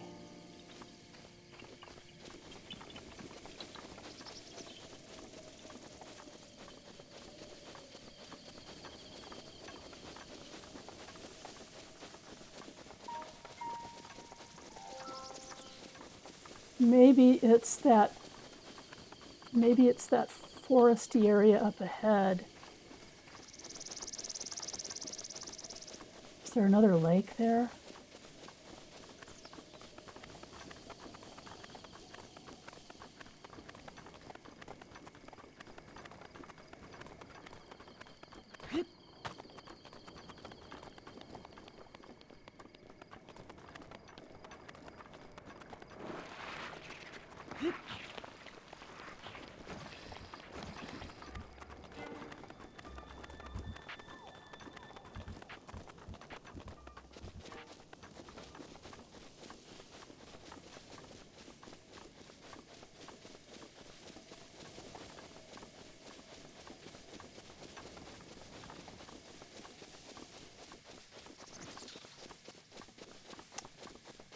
Well, we've got the Octoroks.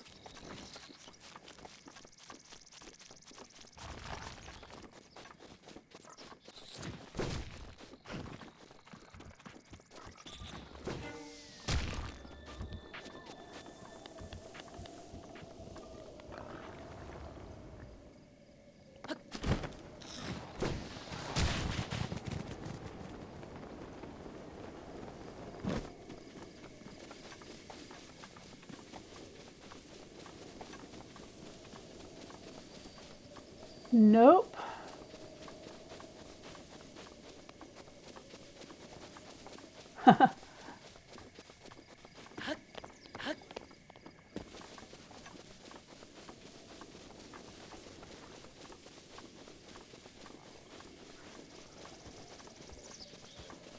Maybe? No. Let me try this again. I'm gonna see if this guy's gonna leave me alone or if he's gonna kill me. This is why I'm trying to get better armor. This guy can level me with just one shot.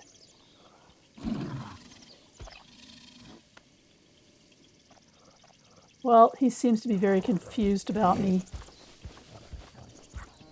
So I am going to just go on my way. That's the power of Majora's Mask.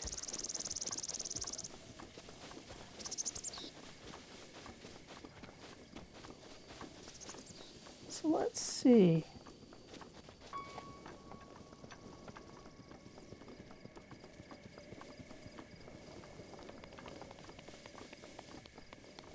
Unfortunately, I'm not really able to check where the location is on my map. And the reason for that is that in order to get the map, I have to open the central tower. And one thing that we've already heard from various NPCs is that the central tower area, which is relatively near Hyrule Castle, is just crawling with guardians.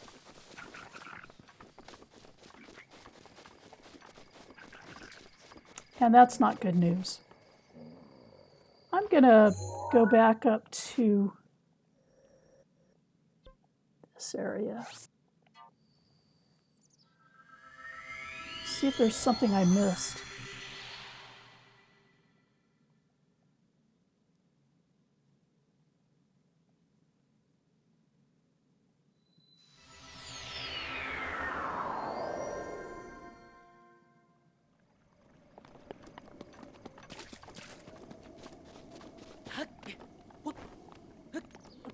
I'm pretty sure that I usually do this from here. Yeah, I'm pretty sure that I do. So I'm going to go this way this time.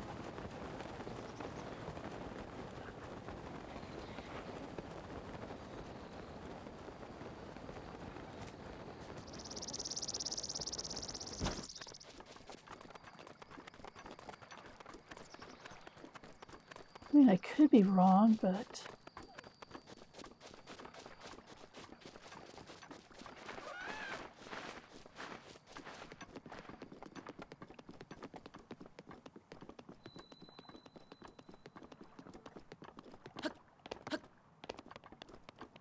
yeah, this is it. This is... okay. Now I see what I need. What I want to do, though, is I want to avoid this. Well, let's not avoid it. Let's go right through it and see why we want to avoid it.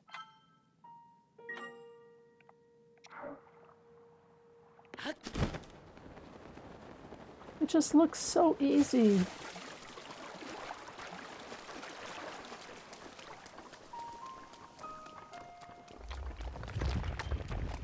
And it turns into a rock monster.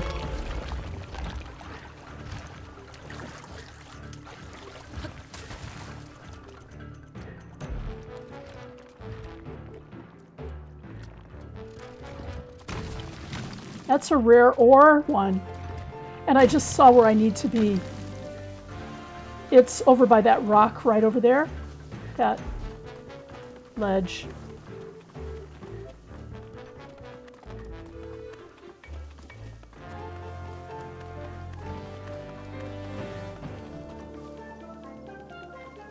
Yeah, it's still throwing stuff at me.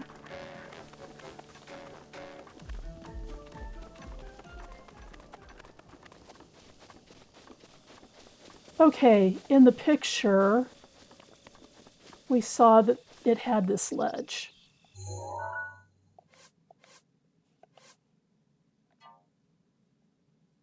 And that's what we're seeing there. So I'm going to go find that ledge.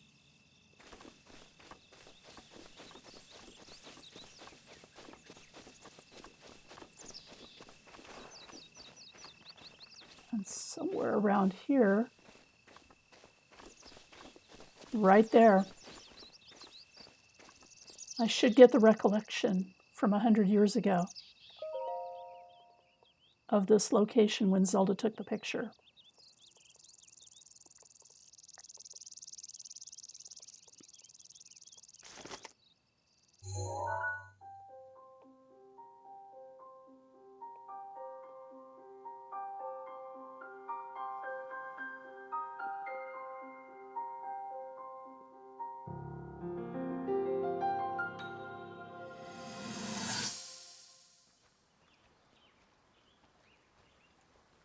From here, we'll make our way to Goron City.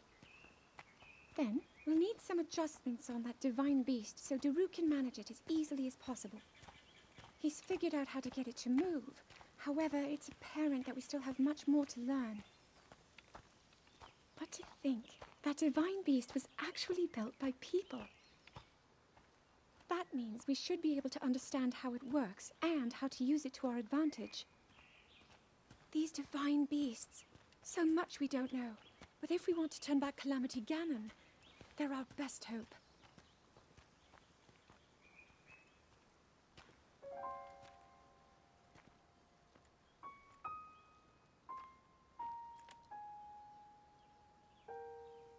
Tell me the truth. How proficient are you right now wielding that sword on your back? Legend says that an ancient voice resonates inside it. Can you hear it yet, hero?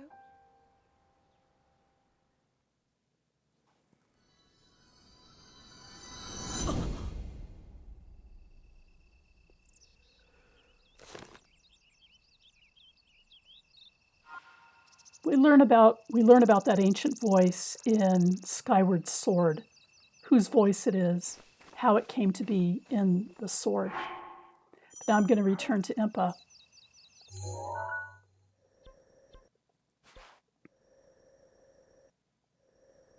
Because she told me to come back when I had retrieved or recovered a memory.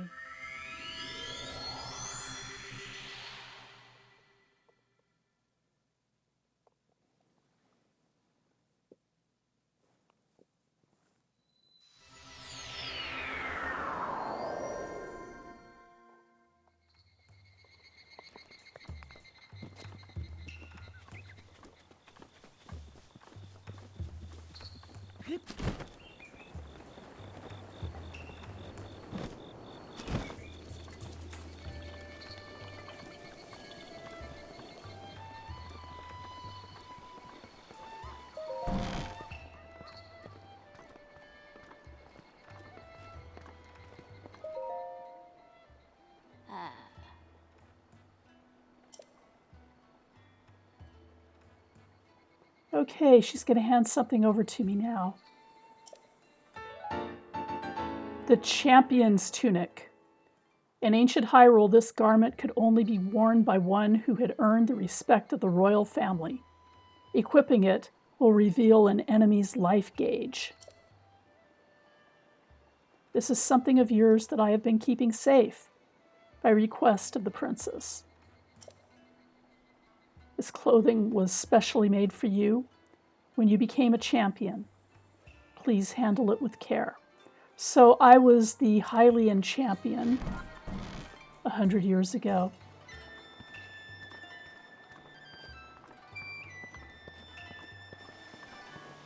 Let's take a look at this.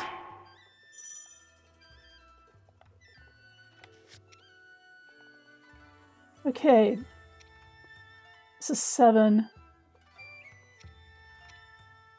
up to 9.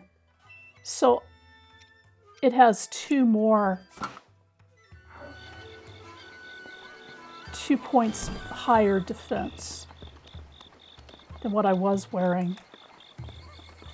And it will soon have more, because I'm going to upgrade it in a moment. Okay.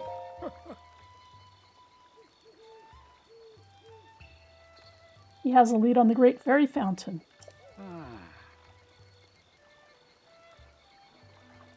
It's hard to get there. I'm not sure I can do it. Even if it's just a picture, I'm dying to see it. Okay.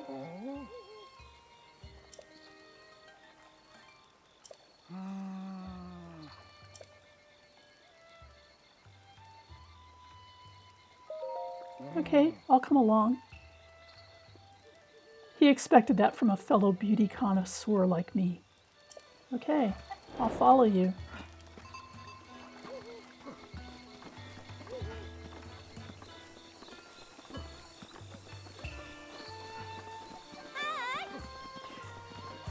I tried to get him to start that quest a little while ago, but I remembered he can't start the quest until I have the camera.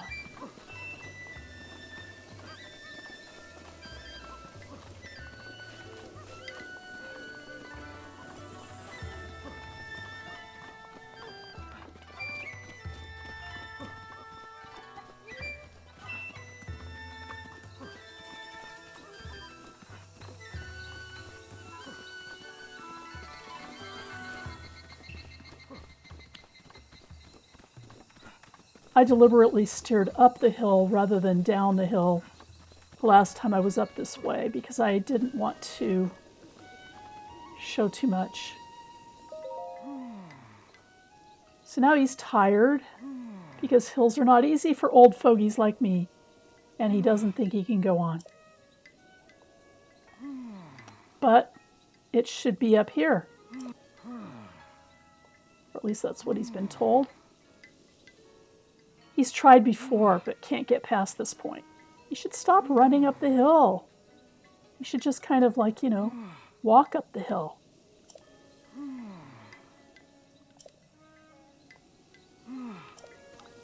So now he wants me to take a picture.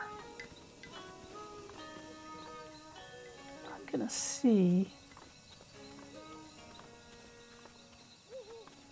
if there's something I can do up here with stealth.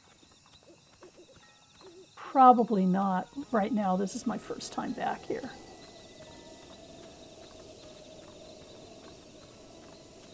Oh yeah. There.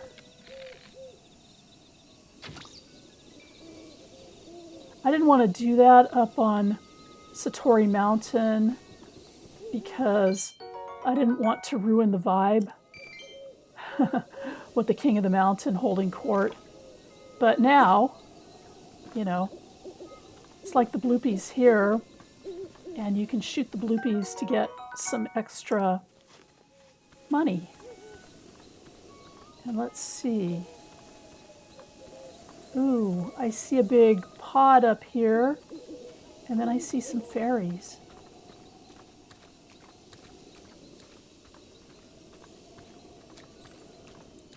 Fairies actually kind of prefer that you not disrupt them too much.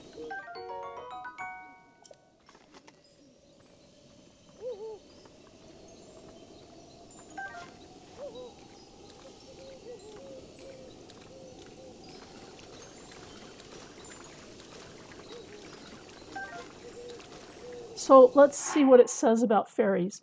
This fairy will fly from your pouch and heal all your wounds the moment you lose your last heart. It's easily mistaken for a firefly at first, but it glows in the daylight as well as at night.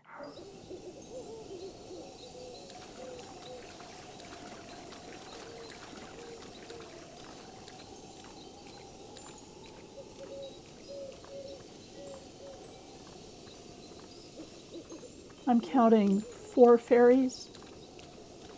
I believe I can hold as many as 5. So I've got 3 fairies. That's a little bit of protection from dying.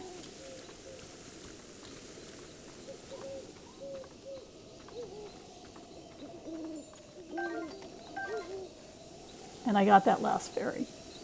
Okay. I'm going to run around here a little bit and grab resources. These blue nightshades, I believe they help with stealth.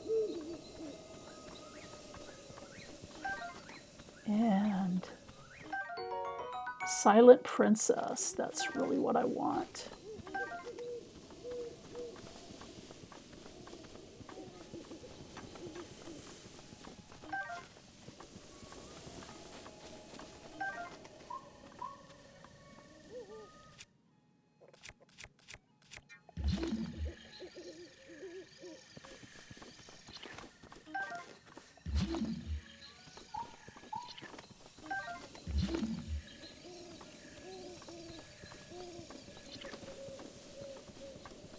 This area right here around the fairy fountain is protected, but if I go too far away, I will get monsters, nighttime monsters.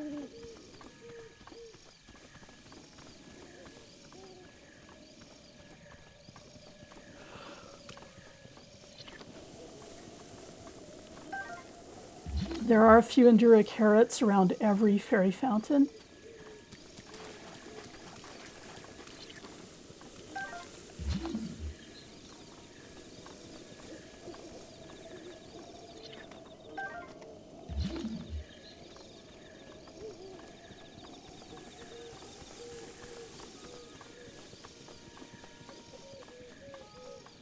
You know what?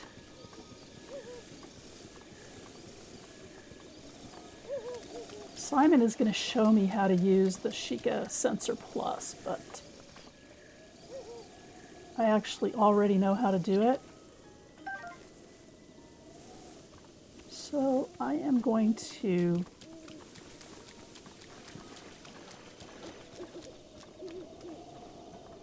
use the light of the fairy fountain. Take out one of these silent princesses.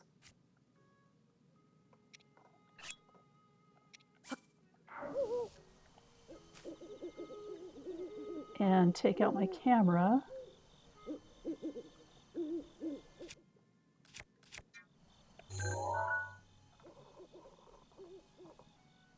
and take a picture of it.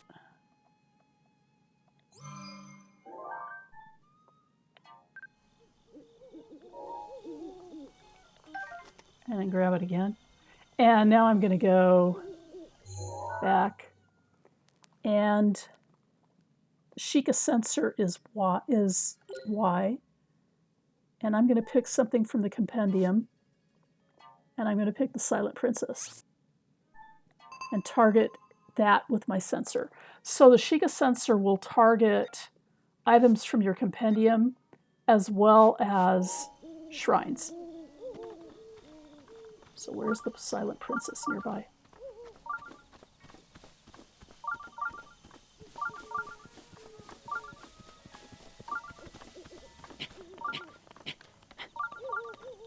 I think there's a Silent Princess up here.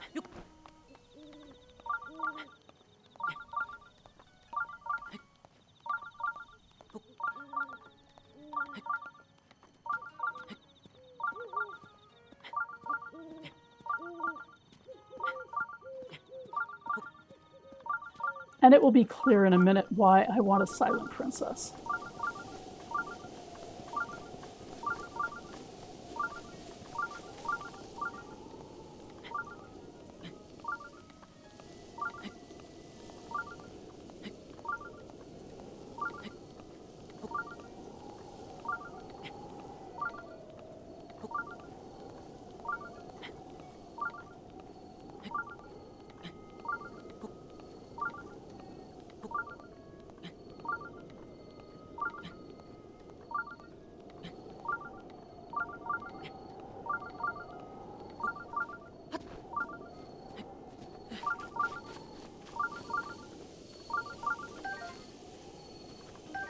There's a whole nice little grove up here.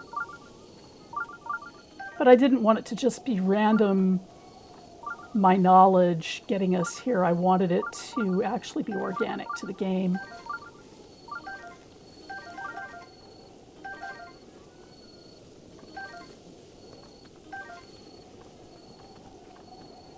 Sounds like I've gotten the last one, but no, I guess not.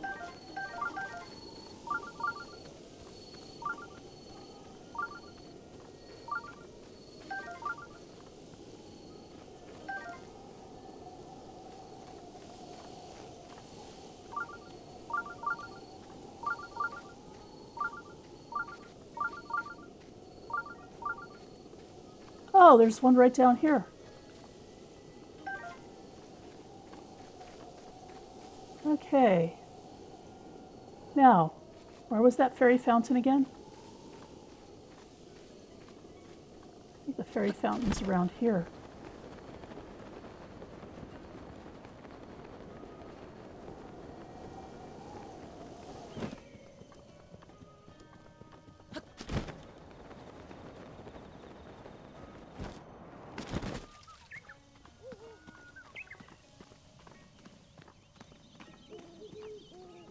I'm going to take off my mask.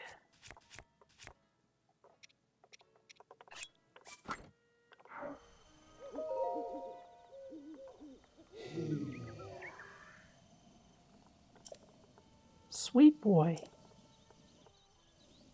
Listen to my story. The great fairy Kotera. This place was once a beautiful spring.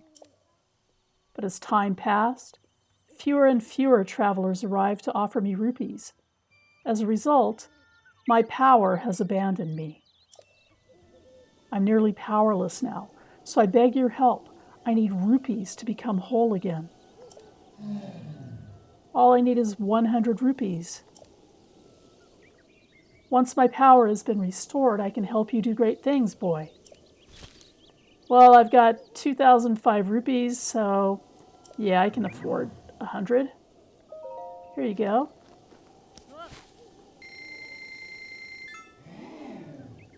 Okay.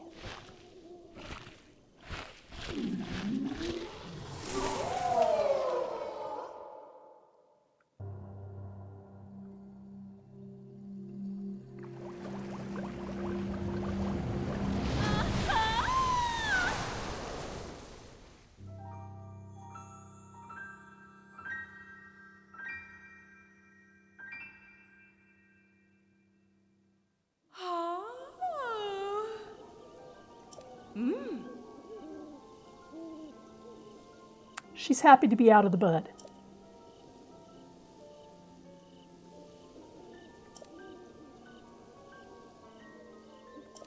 She can help me. She can enhance my clothing.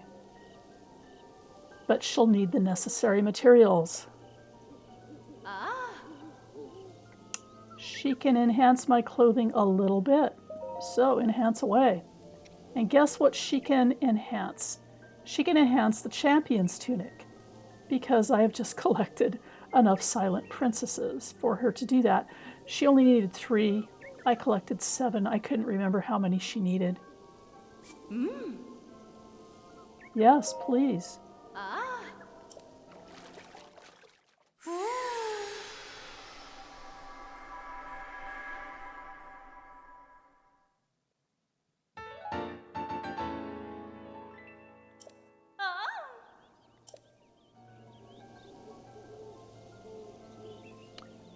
So, set bonuses. The champion's tunic is not part of a set, but a set of clothes that have all been enhanced twice could have a bonus, but only if you wear the whole set.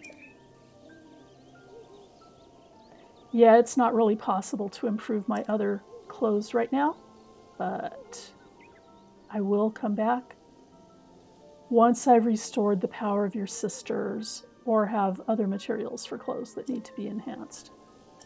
Okay. So I've now upgraded the champion's tunic.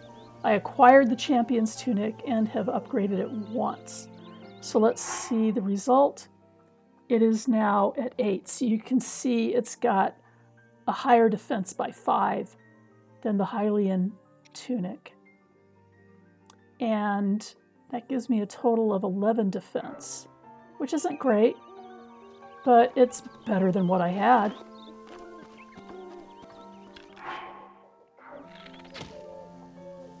And what I have to do now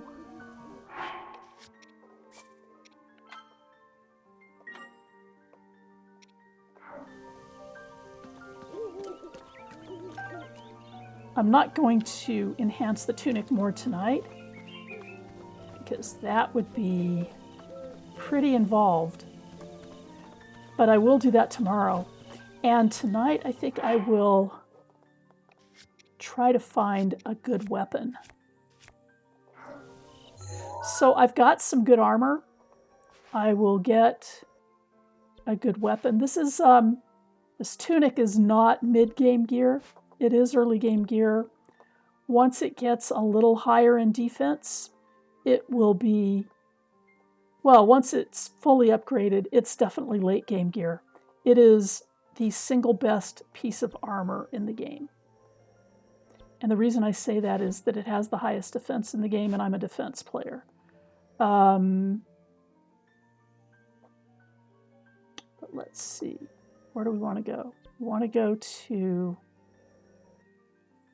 go over here, and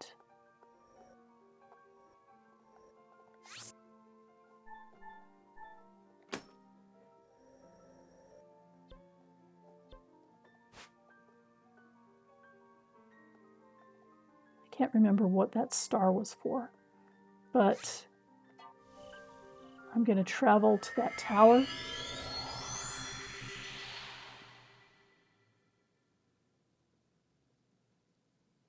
And then I'm going to head over towards that bridge.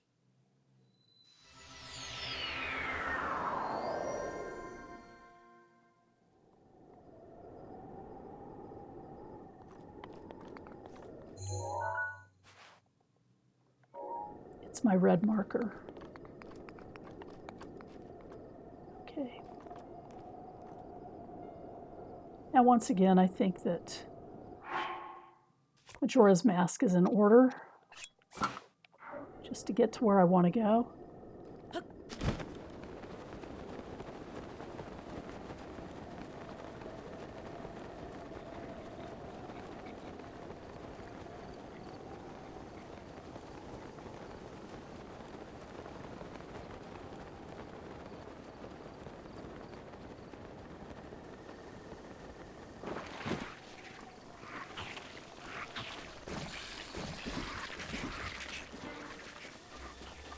This looks like a little homestead or a ranch. It looks more like a ranch because it has these things that you can jump over with your horse.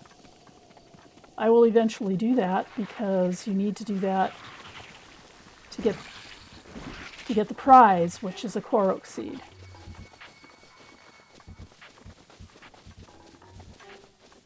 I think this forest may have Octoroks in it, and they will be spitting big dirt clods at me, if I'm correct about that.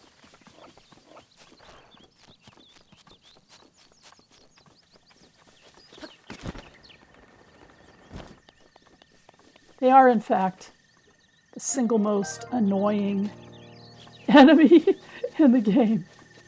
I mean, there's formidable enemies, and then there's just enemies that are annoying. And they are annoying. So let's see here.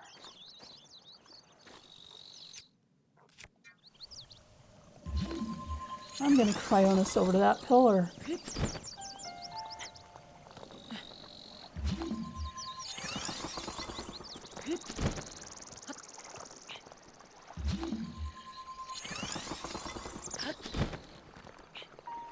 All you need for Cryonis is a little bit of water. So like this little marshy area is perfectly fine. It looks pretty tall. I hope I have enough stamina to get to the top, but I think I do.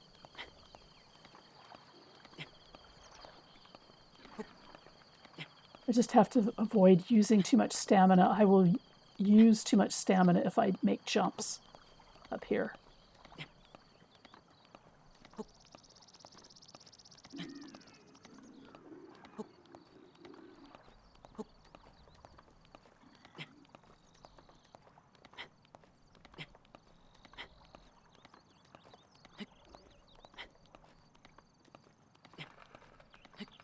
Although it looks like I probably, yeah, I had to make that jump in order to make it. And this is exactly where I want to be.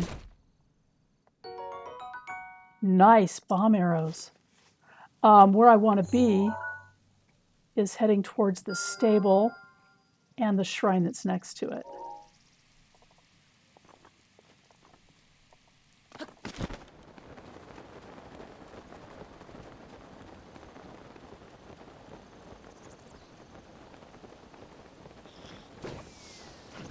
And there's the Octoroks. Let's see, where is the bridge?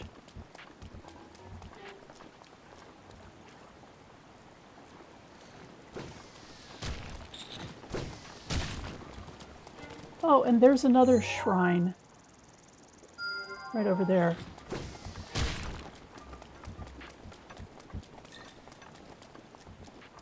And that does have a bridge near it.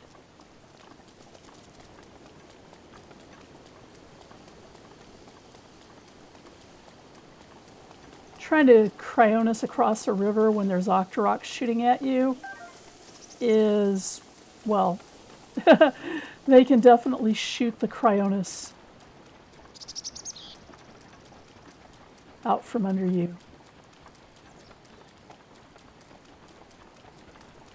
Oh, well, there's a monster that we haven't seen before yet in the game.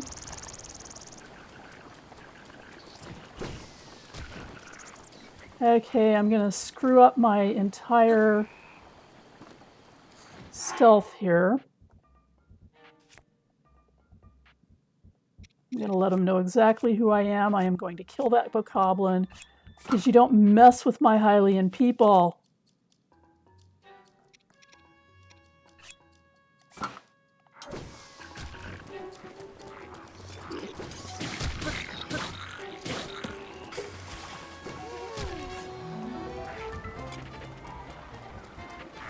And by the way, that bokoblin drowned.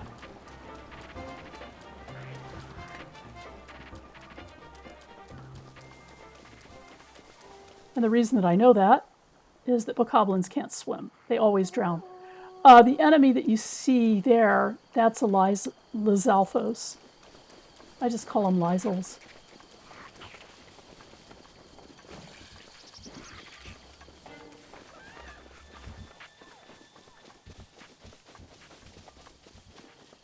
there's actually a reason I wanted to make it over to this area.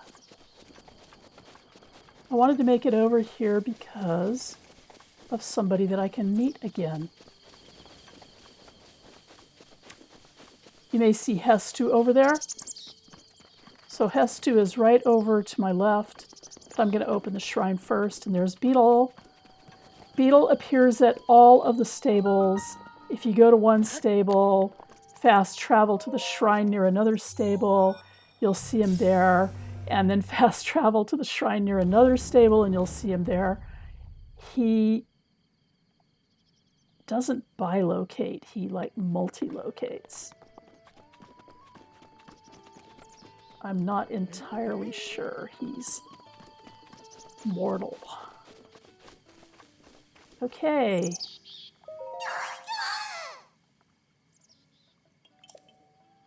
Hi, Hestu. I can give you more Korok seeds. He's lost his way to the Korok forest.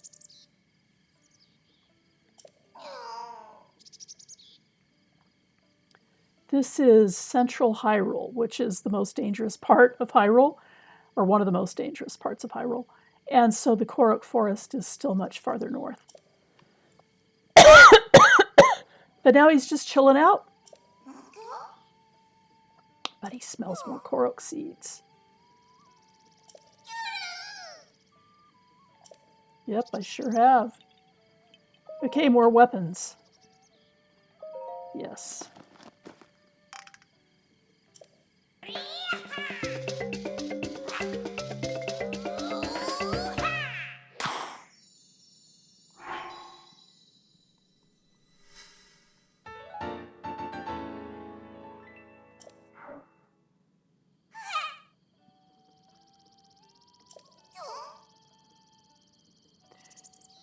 Yeah. I'm going to do weapons again. Yeah.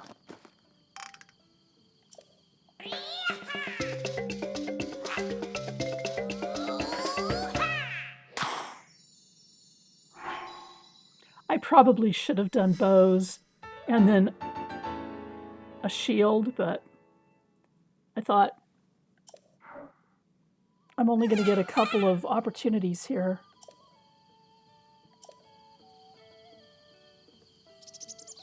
Let me see about that. No, I'll just go with what I've got. Okay.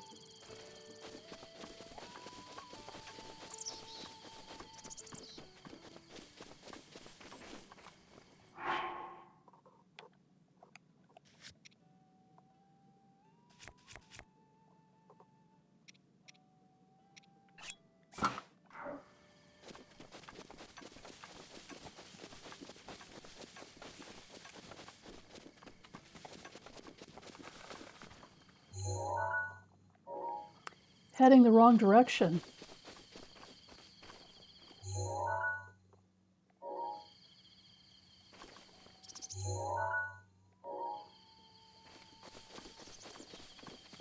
No, not really. I should be heading this way. Yeah, this way along the river.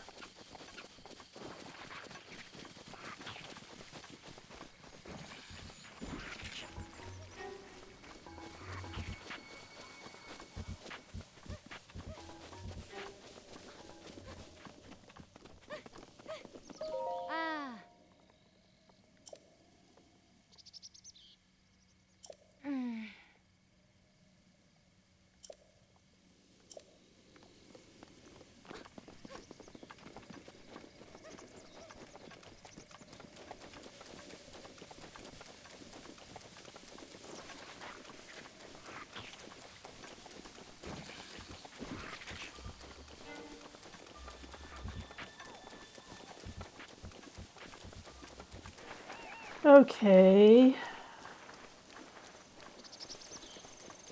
Looks like the Floret sandbars are right over there, but I'm not in a mood to do that one right now.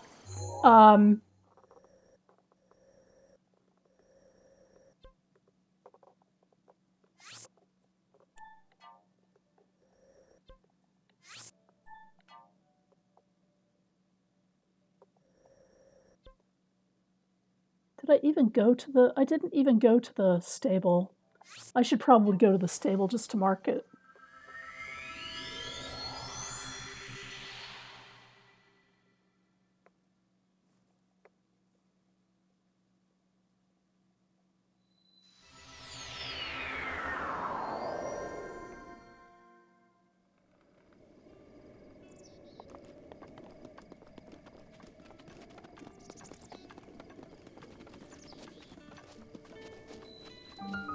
Okay, now it's on my map. As you can see, I don't have the topography here, but at least I have some locations, important locations.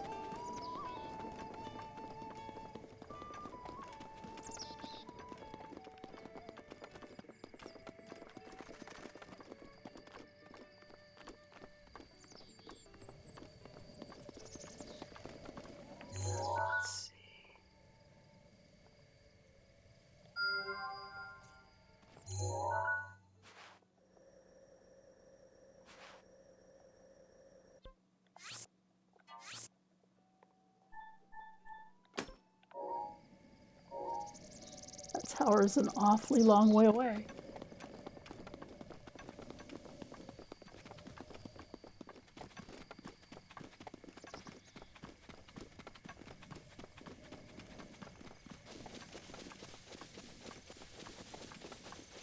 And here's where I was last time when I turned back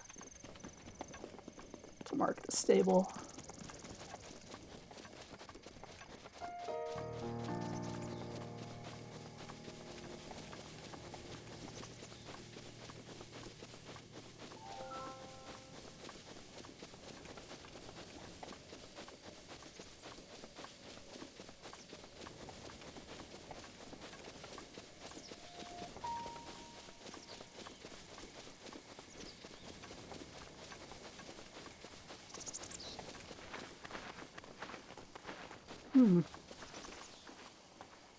Sometimes these have koroks inside them. These logs. I don't think this one does.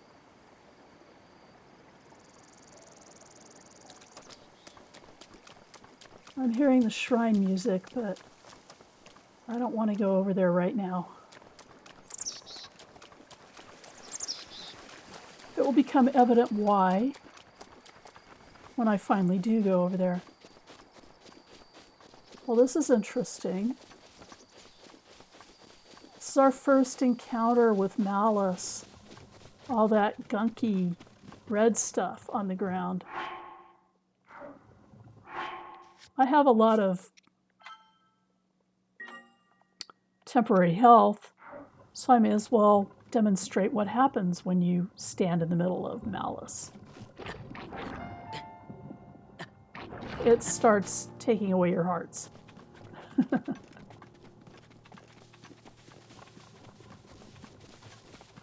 I think what King Rome said, what the old man said, was that Ganon came back in the form of Malice. And so we see all that malice around the kingdom, and we also see it surrounding the castle.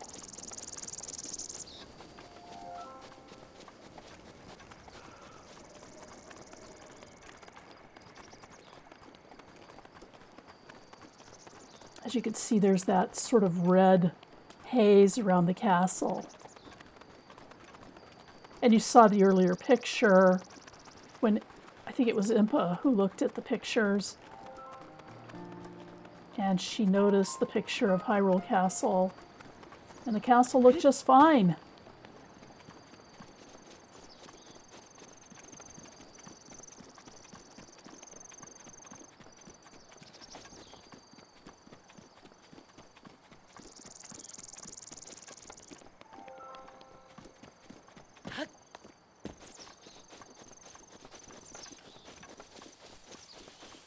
And there's another tower I'm going to mark once I get in a place where it's visible again. Okay.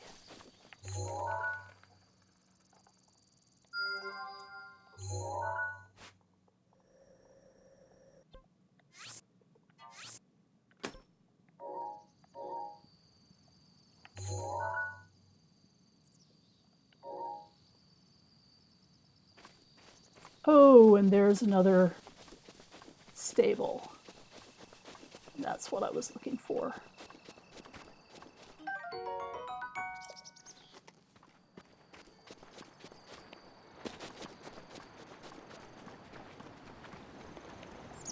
Hopefully, I saw an Octorok hiding away over there, but hopefully I'll be able to make it.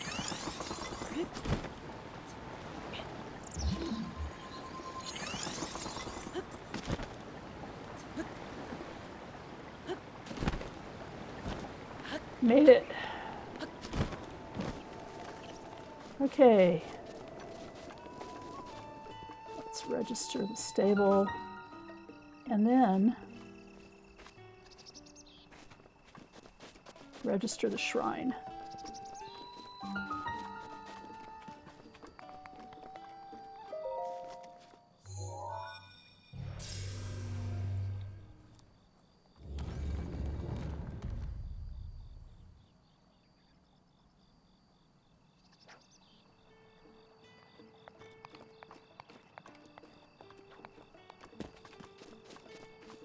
Hestu's over there, but I'm not going to talk to him this time. And there's somebody else that's over here that I want to talk to at another time, but I'm not going to talk to him right now. I don't know if I can do this particular pillar. It's pretty tall. In Central Hyrule, some of the towers, that's a tall tower, but I'm going to mark it.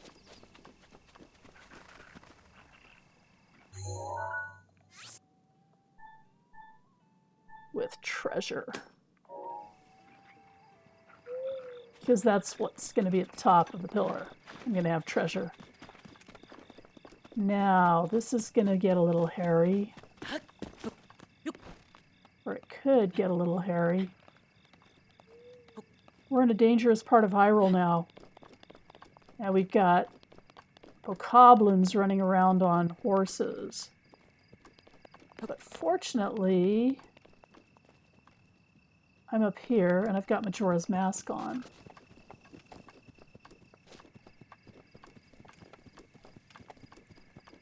So with any luck, I'll be able to make it to where I want to go. Which is the next stable. I just want to make it to the next stable. Ooh, yikes. I don't want that. That was Electric Keys. Electric Keys is not good news.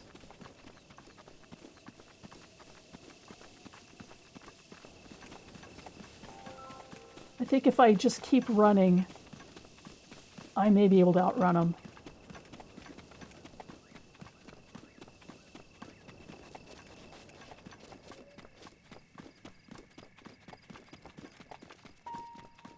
But I'll probably run into some sort of stall monster along the way.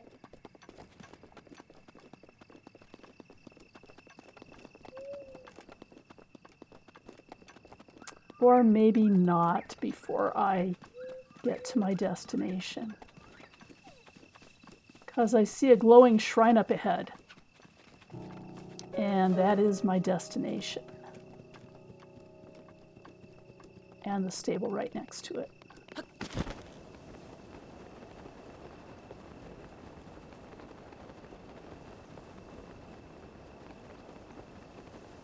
But of course, as usual, there's a river to cross.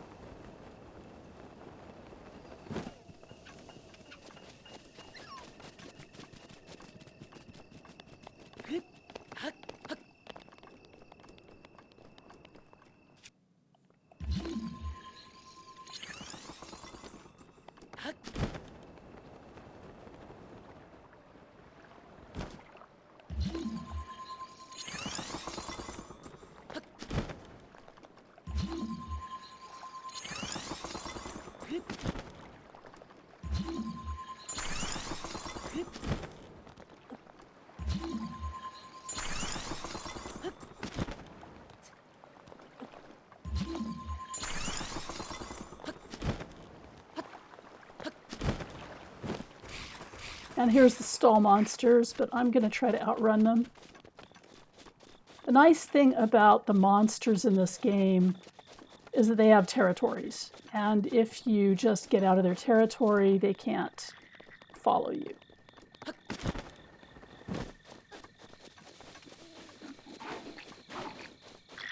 Oh no.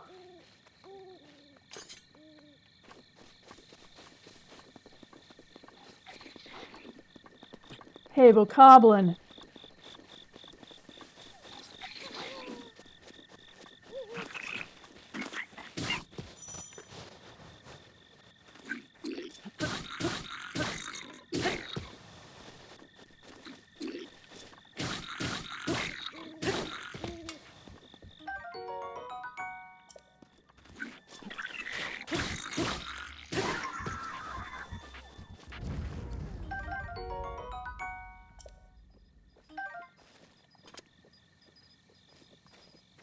Are you okay?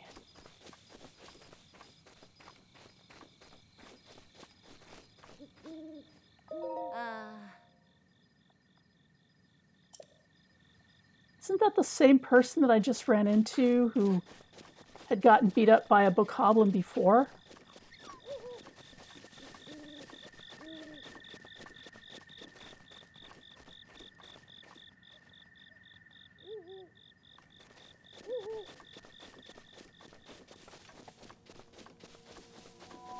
Oh.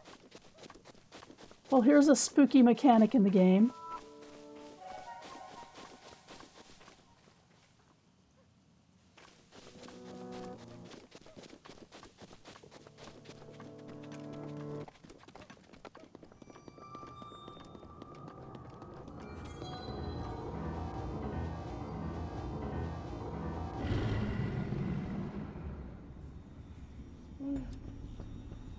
Link. Link. Be on your guard. Ganon's power grows. It rises to its peak under the hour of the blood moon.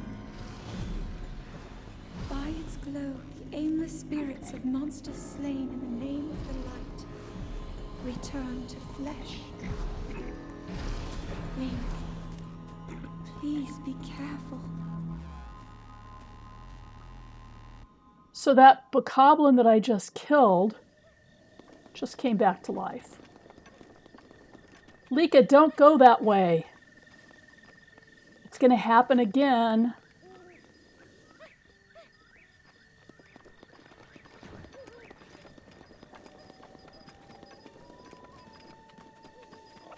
Oh, well, this is nice.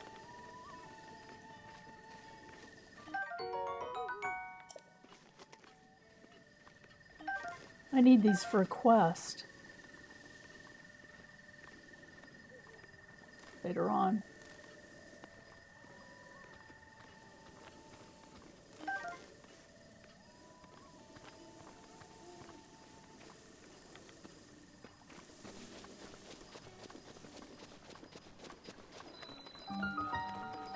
So the Woodland Stable. Let's open up the shrine. Once again, not do it.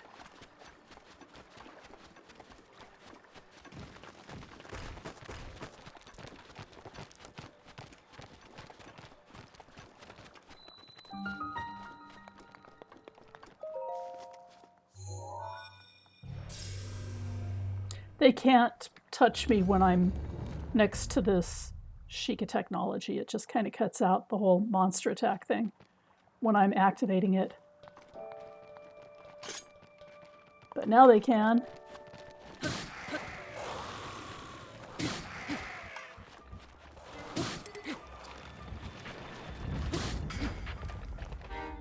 So I have to destroy their bodies and their heads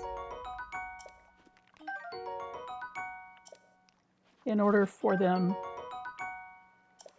not to resurrect.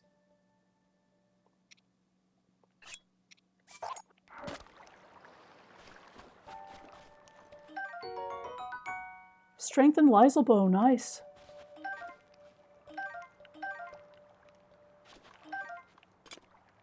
Okay.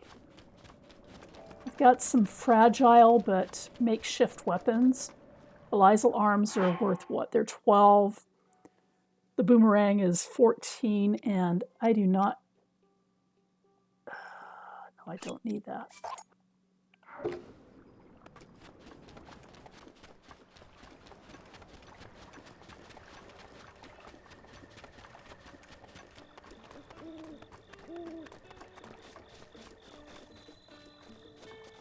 The Woodland Stable. The reason that we're going up here and bypassing everything is basically so that we can get a good weapon. And by that I mean a good weapon. It's actually a potentially late game weapon. It's just hanging around in a place that a lot of people don't know about. And I always try to tell people about it because it's a little hard to get to, but it's also not that hard to get to. And I will show you what I mean. Okay. Always take free wood.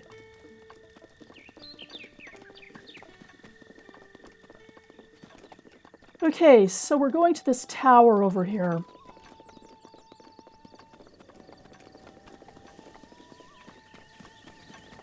And I'm not going to stop the stream until we've got this weapon. Lots of razor shrooms around here. This is an attack buff.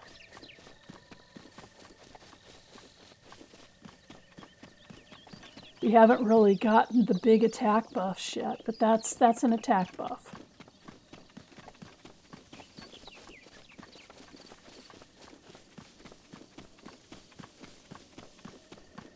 So you'll notice that this tower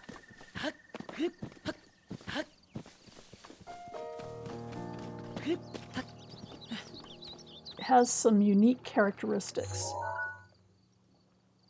Number one is that it's got something on top of it. And it's right by a bokoblin camp, or a camp of enemies, all sorts of enemies actually.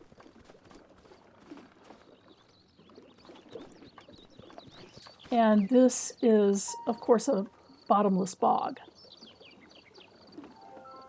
It will basically suck you in. And you drown.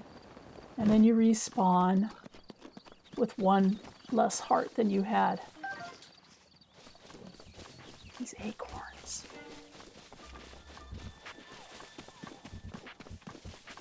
But I am going to head up here. Oh my goodness. We now have absolutely humongous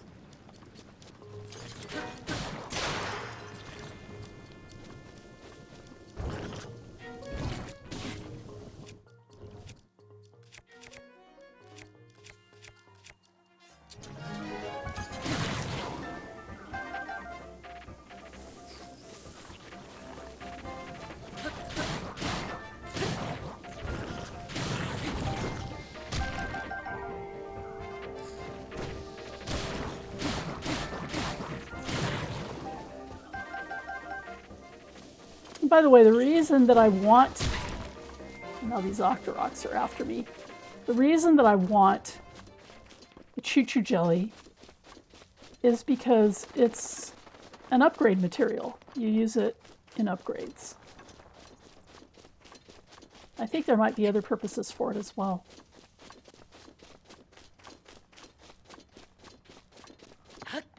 Okay, I'm heading into a red rock area. And we're going to climb up a little ways. This is something that I discovered just quite by accident.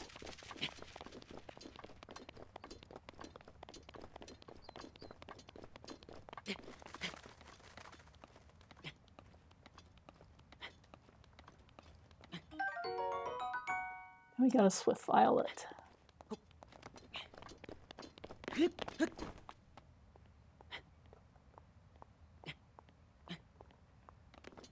Now, this is really the outskirts of Death Mountain. So let's turn around and see what things look like. Yeah, we're not high up enough yet.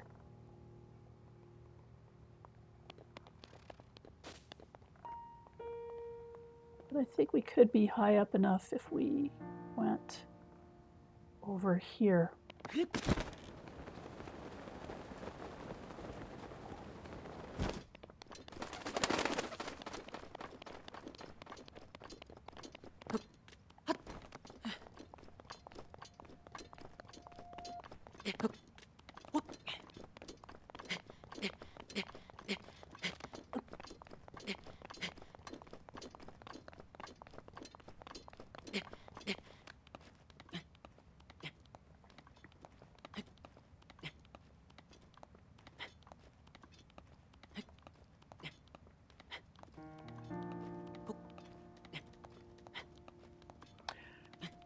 Traditionally, the way that you get up that tower is you basically storm it.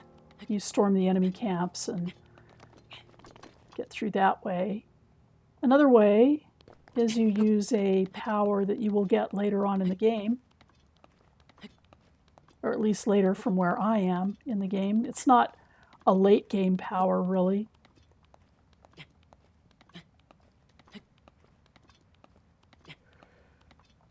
That's an easy way to do it.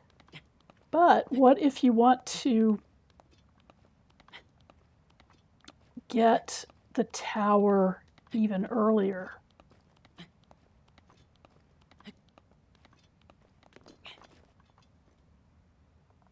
Look at where we are.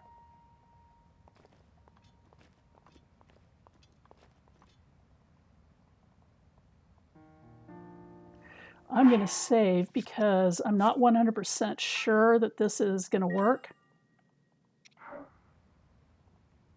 Hopefully it will. I don't know if I have enough stamina for it to work. All I've got to do is make it to the tower. It looks like I'm going to make it.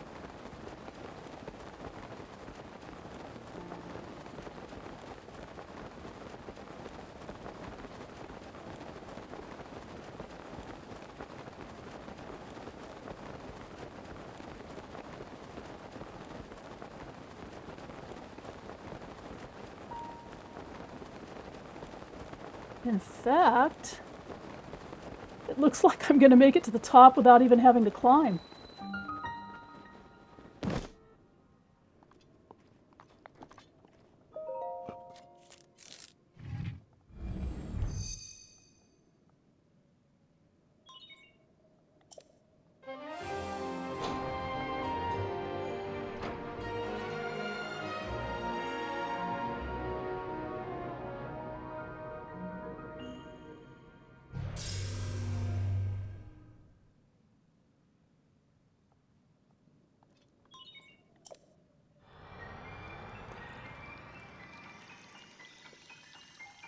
I'm actually giving 2 tips here. One is how to get up this tower without a lot of angst. And the other, I'm about to show you.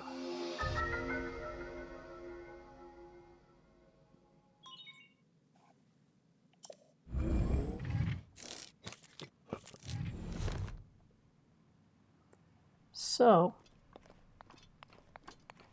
I'm going to change into my climber's bandana, away from my traveling bandana, to try to avoid the bokoblins and the like.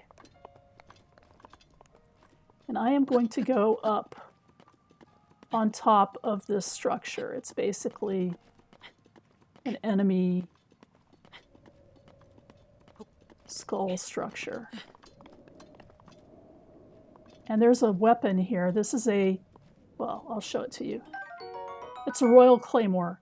And look at that, it has 52 hit points. This is a full-on weapon. I mean, it's not as good as a Lionel weapon. It's not as good as the full-powered Master Sword, but it's a good weapon. And this will defeat a lot of enemies. And the best part about it is it respawns.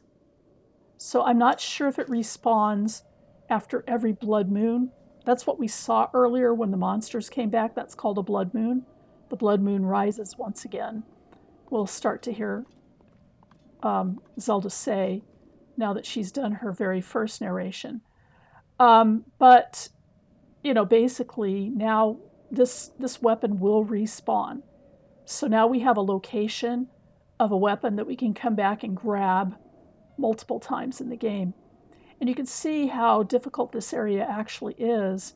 It's filled with enemy camps, and it's also surrounded by this bottomless bog.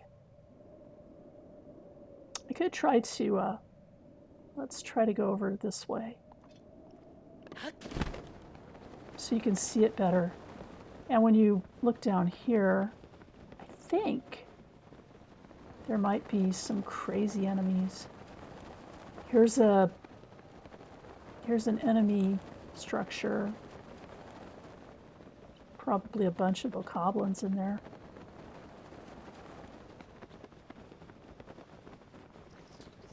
Anyway, I want to make sure that oh, this is going to be fun.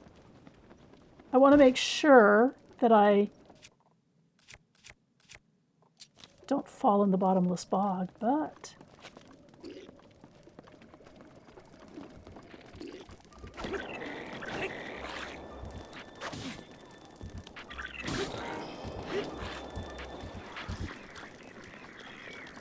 you just saw him drown.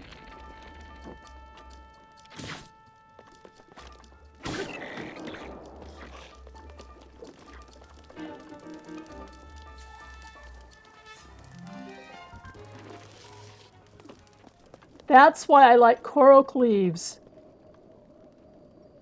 is that you can just blow bokoblins away with them, especially if you're near water.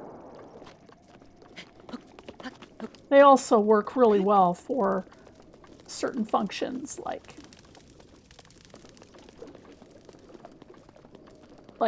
you know, ships that, not ships, but little sailing rafts and stuff like that. So anyway,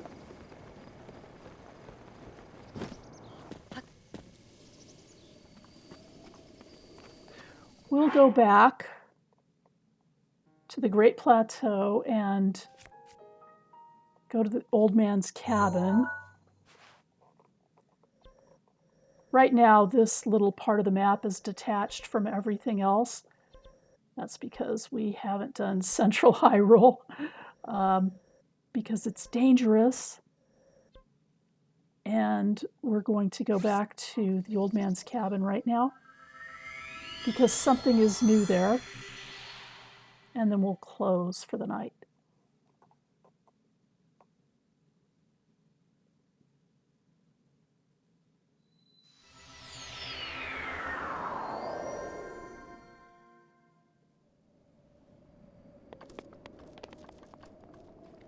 Okay, so there's the cabin. Just go up to the Stasis Shrine. Paraglide down to the cabin.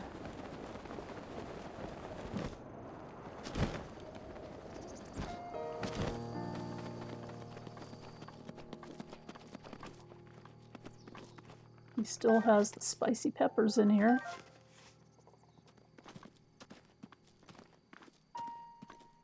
And now you can sleep in the bed. You couldn't do that when you were in the tutorial part of the Great Plateau, but now that you've left the Great Plateau, you can sleep in the bed. So I've got a free bed here.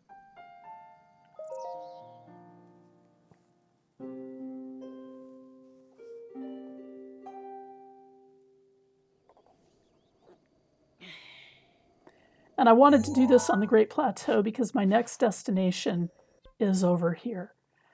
And we will be getting some more great weapons. But we're not going to do that tonight. We will be back tomorrow night, and we will get that cache of weapons. And we will also do some dragon encounters tomorrow night. Okay? So thanks for popping by, and thanks for listening. And I hope you enjoyed this. and we'll see you tomorrow.